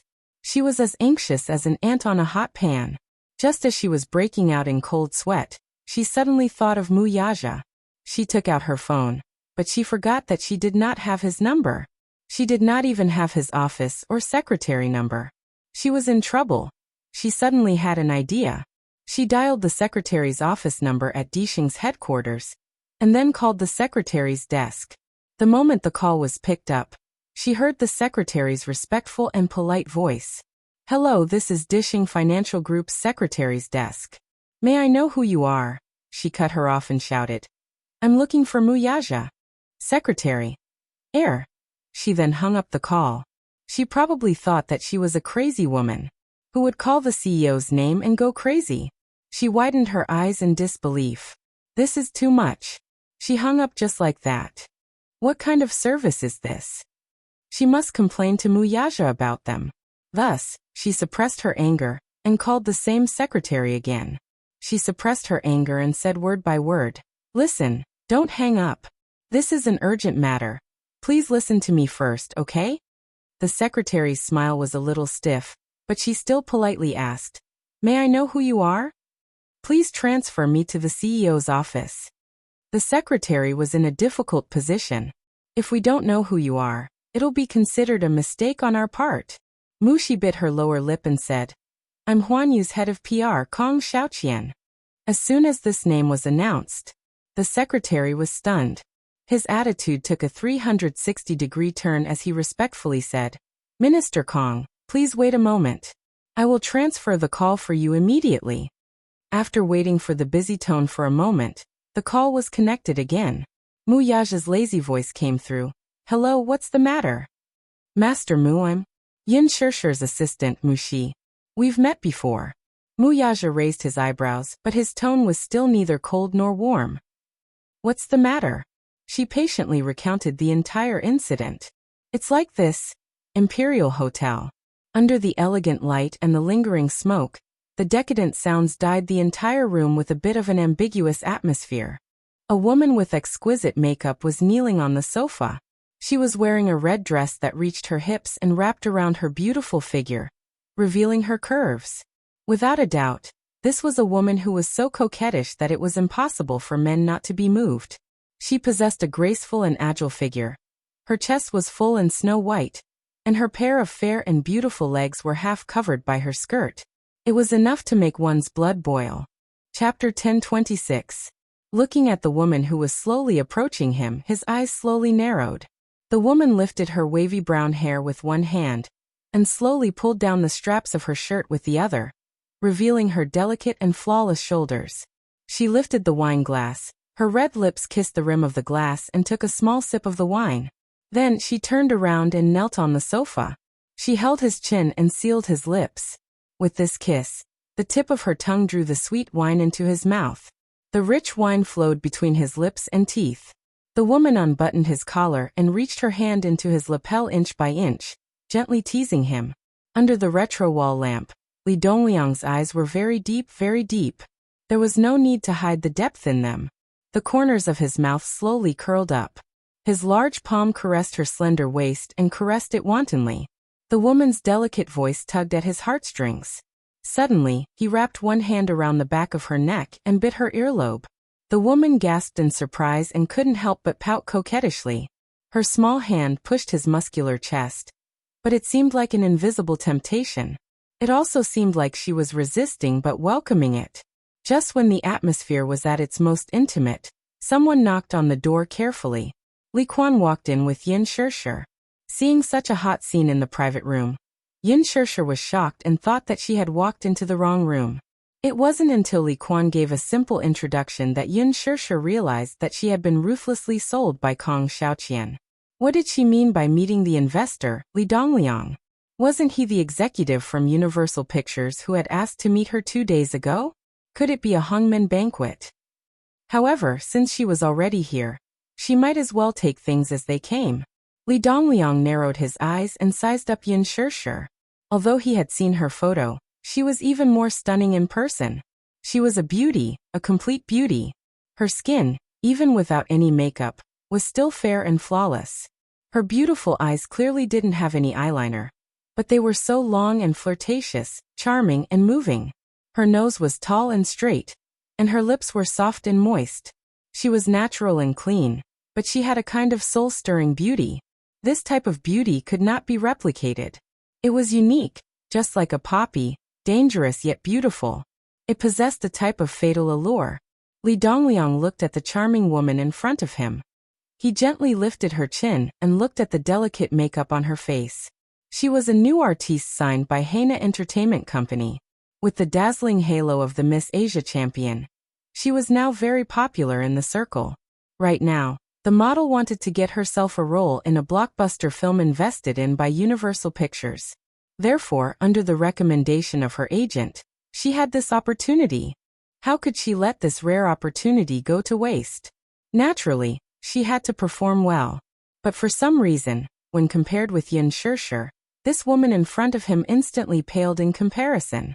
Although she was beautiful, her beauty was too rigid and monotonous, like the product of an assembly line, too empty.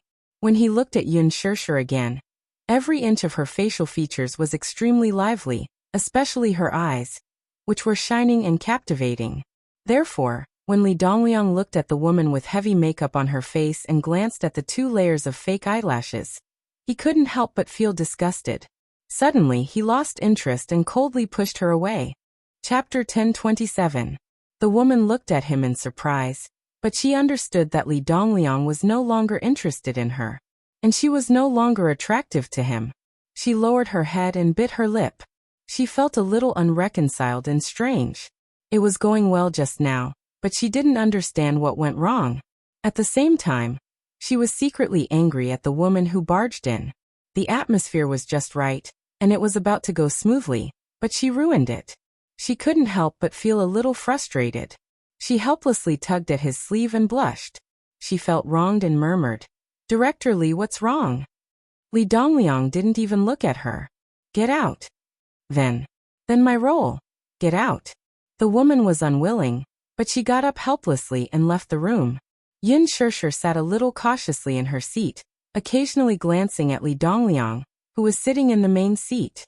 From the moment she entered the room, this man had been looking at her from top to bottom with a very strange gaze. That gaze made her feel very uncomfortable. It was as if he couldn't wait to peel off her skin and eat her bones clean. She looked at Li Quan for help, but she saw that he was still calm, but his smile was slightly unnatural. At the banquet, the topic originally revolved around the interests and cooperation of the two companies. Everyone sitting there was a knife hidden in their smiles. You could often distinguish 3 meanings from one sentence. They had dug a trap and were waiting for you to jump into it. This was one of the few occasions that Yun Shishir attended such events. How many of the faces on the table were real? Everyone seemed to have their own ulterior motives. After half a glass of wine, the smiles on the table gradually became a little impure. They began to talk about things that Yun Shishir had never heard of, such as how much a certain female star was paid for a night, or a certain socialite being kept as a mistress. Li Dongliang was even more slovenly when he opened his mouth. He said boldly, "Don't look at those female stars on TV. Who knows which sugar daddy they are having sex with in the middle of the night? Ha! That's all on the surface. But in reality, it's all dirty. Do you know that song queen from Hong Kong? Do you know why Yang Shouqing wants to support her?" Everyone was all ears. Li Dongliang snorted coldly. First, this woman and Yang Shouqing's 8 characters are compatible. Secondly, Yang Shouqing brought the 3 women to a dinner party and pointed to a pot of spring rolls on the table. He said that if anyone could break a spring roll on the plate with their legs, he would promote that person to a higher position. Later on, when she became famous, we all secretly called her Spring Rolls. Everyone was speechless. What a bad taste. Yin Shishir, on the other hand, was confused. She did not understand what Li Dongliang meant by clipping it off with your lower body. However, when he looked around again, he saw that everyone was secretly laughing in tacit understanding. He felt extremely uncomfortable in his heart. This is really a bad taste, but it sounds quite interesting. Another producer laughed. In terms of bad taste, who can compare to He Ling? What do you mean? Chapter 1028. Haha. Isn't that so? I've played with Lin Haiyu before. She's boring. Li Dongliang frowned and pretended to be serious. But that young master is so infatuated with that Lin Haiyu. He wants her no matter what. So his mother, the chairman of the board of directors, said that if she wants to marry into a rich family, she has to give birth to a son first. But Lin Haiyu's stomach is disappointing. She hasn't given birth yet. Ha! What do you know? The producer laughed. She can't give birth at all. She was played by those sugar daddies in the past. I heard that there was once a ridiculous incident. Tell me about it. Li Dongliang said with interest. One night, Lin Haiyu was rushed to the hospital. Apparently, the 3 of them were having a threesome with a director and a sugar daddy. I don't know how the 3 of them came up with the idea of stuffing a billiard ball into her lower body, so she couldn't take it out. Lin Haiyu said. That night, Lin Haiyu was sent to the hospital in a hurry. It was He Lingxiang's doing. Everyone thought that it was ridiculous and amusing at the same time, and they all laughed. Yun Shishir was the only one who sat stiffly in her seat. Her face was a little pale. What the hell is going on? Li Dongliang laughed. He's still being merciful. He Lingxiang has played with many young models before. Yun Shishir found these topics unpleasant. Gradually, she felt that she couldn't sit still, but she couldn't leave without permission.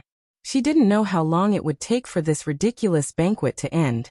She carefully tugged at Li Quan's sleeve, but the latter ignored her. Li Dongliang obviously noticed her little movement. He squinted his eyes and looked at her flustered face. He suddenly remembered Kong Xiaoqian's phone call before the banquet. Kong Xiaoqian said that the woman was a gift that she had specially sent to him as a filial piety. She asked him to have fun and play with her as he pleased. However, she was Qin Zhou's artist after all.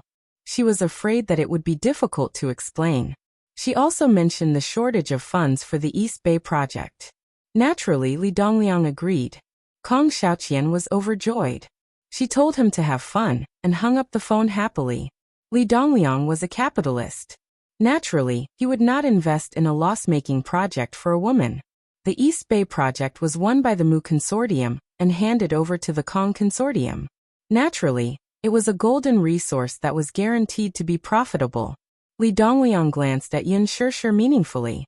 This woman was truly a stunner. Her appearance was delicate and beautiful, and her temperament was pure. What was even rarer was he furrowed his brows. This woman in front of him actually bore some resemblance to Qingqing. Speaking of this Li Dongliang, he was also one of Qingqing's many admirers back then. At that time, Qingqing's status in Beijing was similar to the status of Meng Lina in Asia. He had many admirers. Li Dongliang was naturally one of them. But speaking of Qingqing, he had both love and hate. Love was natural. Since ancient times, a gentle and graceful woman was a good match for a gentleman. Although Li Dongliang was not a gentleman, he hated Qingqing for being too aloof and arrogant. She was as beautiful as a blooming rose, but her entire body was covered in sharp thorns.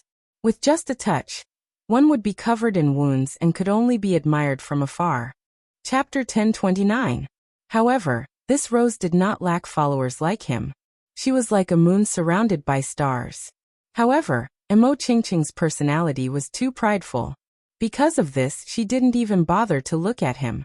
This caused Li Dongliang to feel bitter. At that time, he was just the boss of a small company. He was not rich and did not have the ability to compete with those big bosses of the upper class.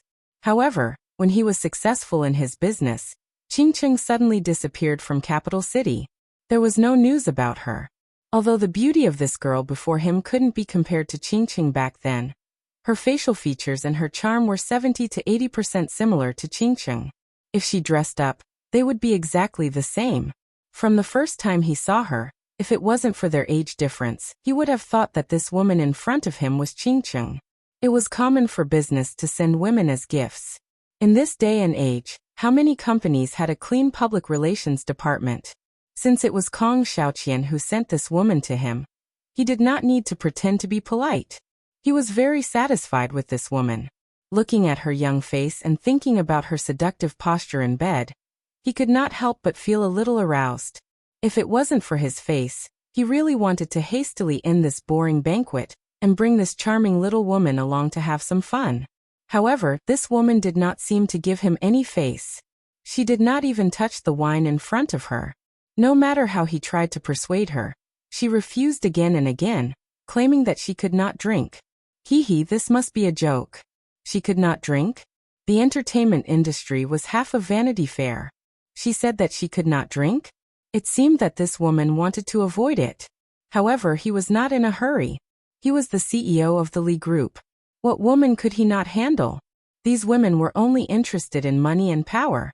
Give them some benefits, and they would get it.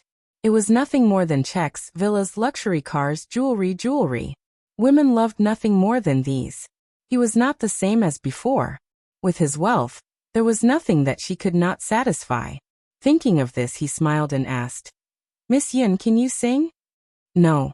Yin Shirshir forced a smile. She thought to herself, "Do I have to report to you if I can sing? It's none of your business. Also, when will this drinking party end?" Li Dongliang saw that she was absent-minded and filled his glass to the brim.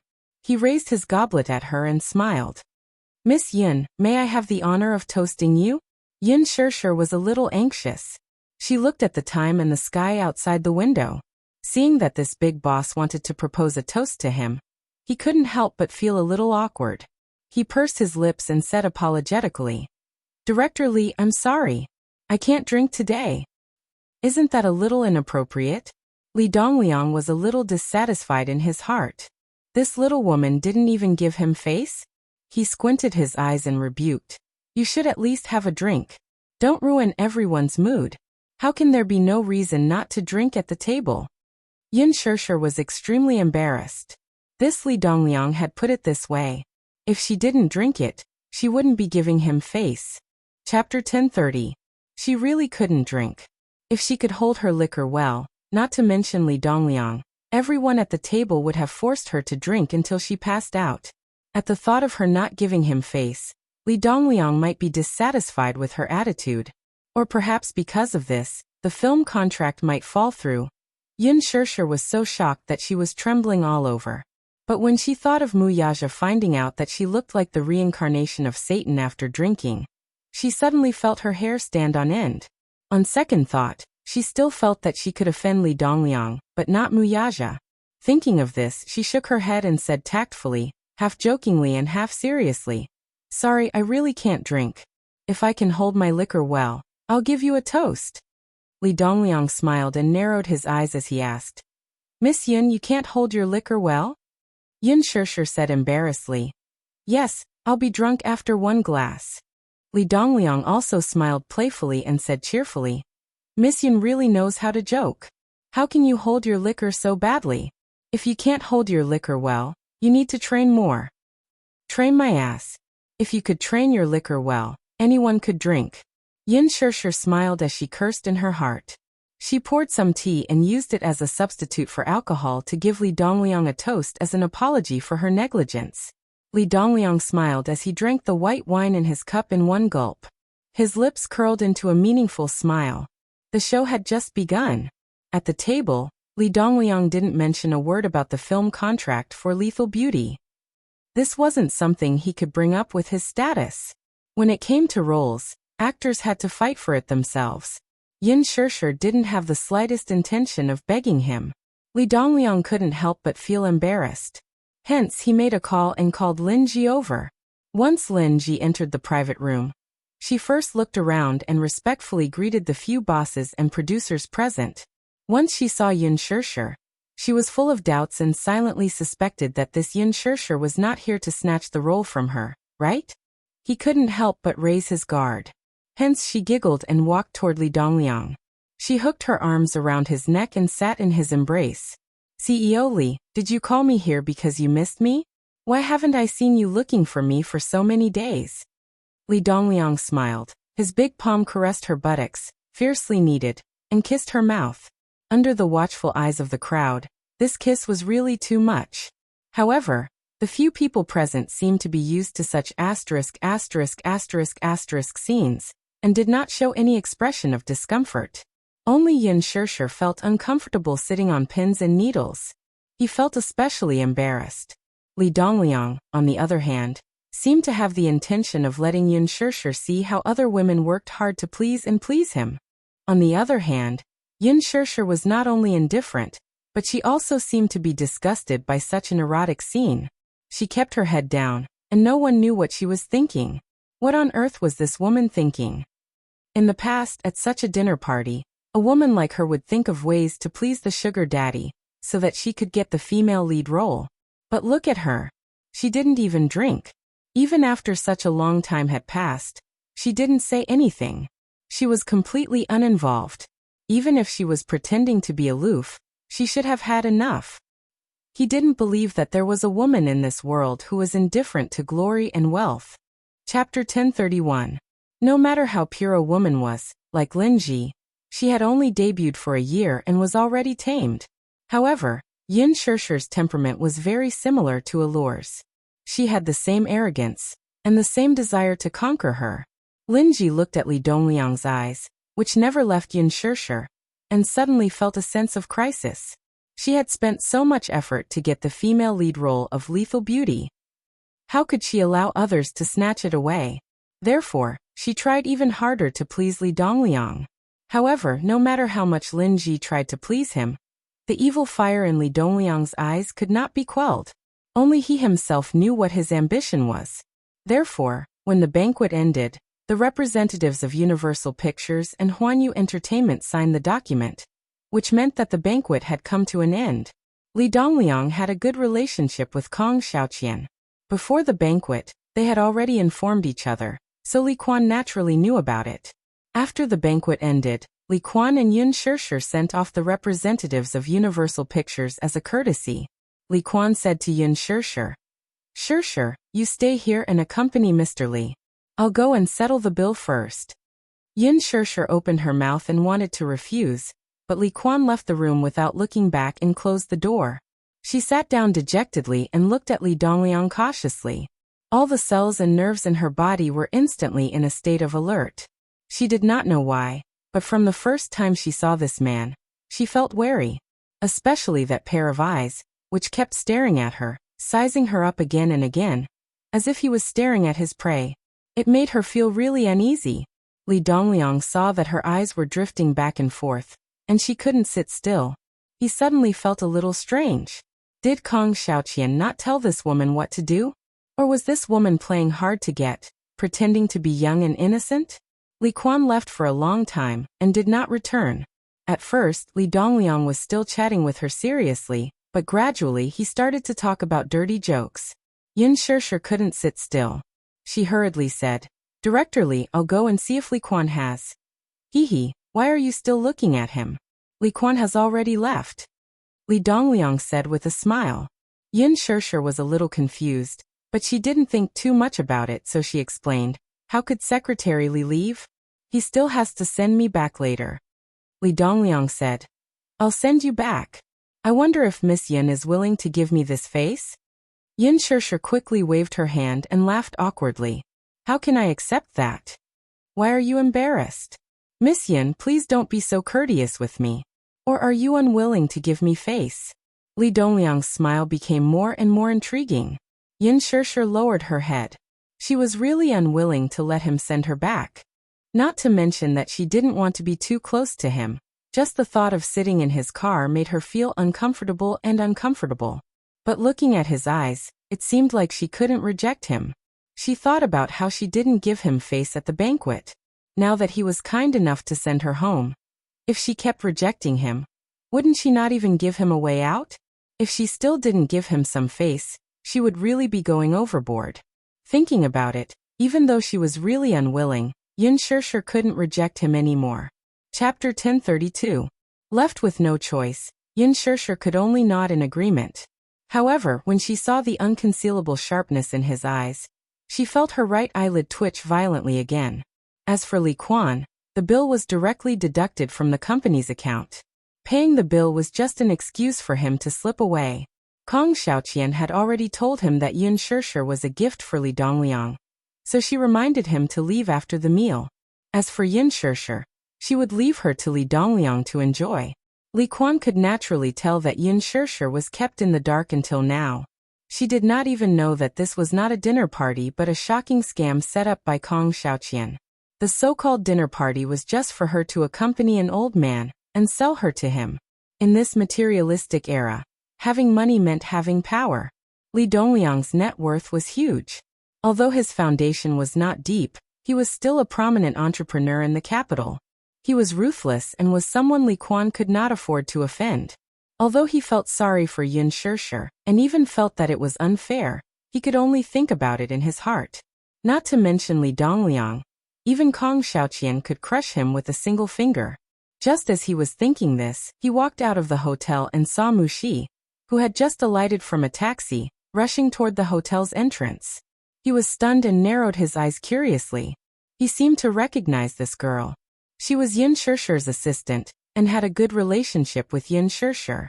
Seeing her rush through the door, he hurriedly grabbed her wrist. She was stunned. When she looked up and saw Li Quan, her eyes lit up and she quickly asked, "Secretary Li." "Just in time. I'm looking for Shishir. Did you see her?" He frowned and hesitated for a moment before asking, "Why are you looking for her?" Mushi was not wary of him and said impatiently, "I overheard Mr. Kong saying that Yin Shishir is accompanying a client at the company's entrance, so I rushed over." "Where's Shishir? Where is she?" Li Quan pursed his lips and frowned. He asked curiously, "She's just an unknown artist in the company. It doesn't matter who department head Kong wants her to accompany. Besides, it's normal for artists to accompany people to dinner." Hearing this, Han Xiaoxiao felt very uncomfortable. She couldn't help but frown slightly as she retorted, "Don't tell me it's natural for celebrities to eat with others? Wasn't this a little too much? Besides, you also know that Li Dongliang—" "Enough," he interrupted her impatiently. "Mushi, aren't you already off work? Why are you here?" "Of course I'm here to find Shishir." Mushi craned her neck and peered inside before grumbling. "I heard from Kong Xiaoqian that she made Yin Shishir sleep with Li Dongliang. So aren't you worried?" When Li Quan heard this, he was a little flustered. However, he pretended to be serious and said coldly, "You can't talk nonsense like this. Be careful not to let department head Kong hear you and fire you." "But I clearly heard it with my own ears. How can it be fake?" With that, she wanted to barge into the hotel. "I'm going to find her." He hurriedly pulled her back. "Where are you going?" Chapter 1033. Li Quan sighed. Stop fooling around, Mushi. Yin Shirshir has already returned to the company. You shouldn't stay here. Don't you still have to work tomorrow? Yin Shirshir was wanted by Li Dongliang, and Kong Xiaoqian had already established a good relationship with him. How could he let her take her away? Besides, how could she afford to offend someone like Li Dongliang? Really? Mushi looked at him skeptically. Did she return to the company? He nodded without a change in expression. Yes. What else could it be? She just left. Seeing that she was still doubtful, he half pushed and half pulled her toward the car park. Let's go. It's on the way. I'll send you home. She let him pull her arm in a daze, but she kept looking back at the hotel entrance, which was getting further and further away from her. She suddenly had a bad feeling. It was only when she got into the car and drove for a while that she realized that things might not be as simple as they seemed. She hurriedly shouted for him to alight. Of course, he was unwilling to stop the car. She started making a fuss in the car. Secretary Li, let me out. I'm warning you. Yin Shirshir's identity is not simple. Don't think that she's just an ordinary artiste. What? Are you threatening me? Li Quan narrowed his eyes, the look in his eyes dangerous. She snorted and puffed out her chest. What if I tell you that she's Chairman Mu's woman? The car came to a sudden stop. He widened his eyes in shock. What did you say? Yin Shirshir is Chairman Mu's woman. If she gets hurt. Hee. You should have heard of Chairman Mu's methods. Don't blame me for not warning you when the time comes. She was not to be outdone. He was skeptical. If she's really Master Mu's woman, why is she working in a place like showbiz? Mushi. Being Master Mu's woman means endless glory and wealth. Mushi, where did you get this rumor from? What a joke. She snorted and mocked his ignorance. She did not care what he thought and immediately got out of the car. She slammed the door shut and said fiercely, Li Quan, if anything happens to Shirshir, you're finished. After saying that, she turned around and ran towards the hotel. Li Quan sat in the driver's seat in a daze, unable to regain his senses for a long time. At the same time, Yin Shirshir sat in Li Dongliang's car, feeling uneasy. Li Dongliang sat in the back seat. She wanted to sit in the front passenger seat, but Li Dongliang said it was against the rules. Thus, she had no choice but to sit in the back seat while trembling with fear. However, she deliberately kept a distance from him. She told the driver the address and sat close to the door. However, she saw that the road outside the car window was a little strange. She turned her head and reminded the driver, Mr. Driver, this is not the way back to the company. We should have taken that path. The driver shook his head and smiled, but he didn't say anything. Li Dongliang teased, Don't worry, he knows what he's doing. Is Miss Yin afraid that we'll sell you out? Yin Shirshir shook her head, and then lowered her head without saying anything. She fiddled with her fingers. The atmosphere in the car made her feel extremely uncomfortable. She really wanted Li Dongliang to leave her by the roadside and take a taxi home alone. As the car sped along the road, the scenery outside the window kept changing. She felt more and more that something was wrong. Chapter 1034. She sat up uneasily and leaned against the window to look around. She frowned and said, This is clearly going in the opposite direction of the company. Li Dongliang smiled eerily and said, Of course not. Yin Shirshir turned around abruptly and asked, Then where are we going? She looked a little flustered and incredulous. Li Dongliang clearly said that he would send her back. Why did he go back on his word now? What she couldn't understand was that she didn't know where he was taking her. Mr. Li, just drop me off here. I'll take a taxi back. Li Dongliang said. This place is so remote. How can you get a taxi? You're a girl. Isn't it unsafe? Yin Shirshir was angry. She didn't care about his status and raised her voice. Mr. Li, you have to understand that you're the one who brought me to this so-called remote place. I clearly told you the company's address, but why did you drive to this place? What are your intentions? If you're really worried about me, it's useless to say all this here.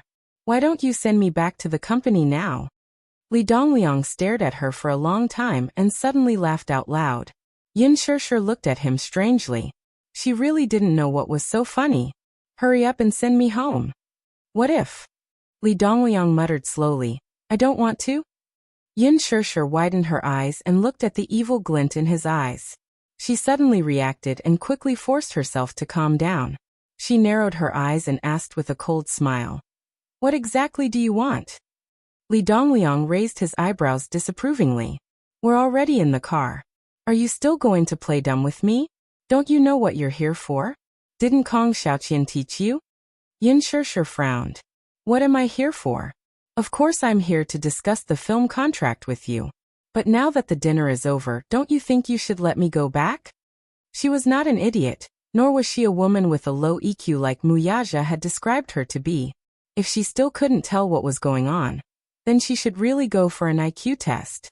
She could tell that the man in front of her was very interested in her. She could also tell that he had ulterior motives. She had already felt that something was wrong with him, but she didn't think too deeply about it. Firstly, during the banquet he didn't make any aggressive movements or expressions towards her. Secondly, she believed that with Li Dongliang's status, he would never lack women, let alone a woman like her. Ever since the banquet had ended, all the things he had done to her had alarmed her greatly. Therefore, she tried her best to keep a distance from him. When she first entered the company, she had heard about some unspoken rules. She had also heard about drinking and sleeping with others. However, she had never thought that such a thing would happen to her one day. Sleep with him? Accompany my ass. That Kong Xiaoqian is too much. He clearly knew that it was such an improper dinner party, yet he still let her come. He obviously did it on purpose. Yin Shirshir clenched her fists and said coldly, "Li Dongliang, I advise you to send me back.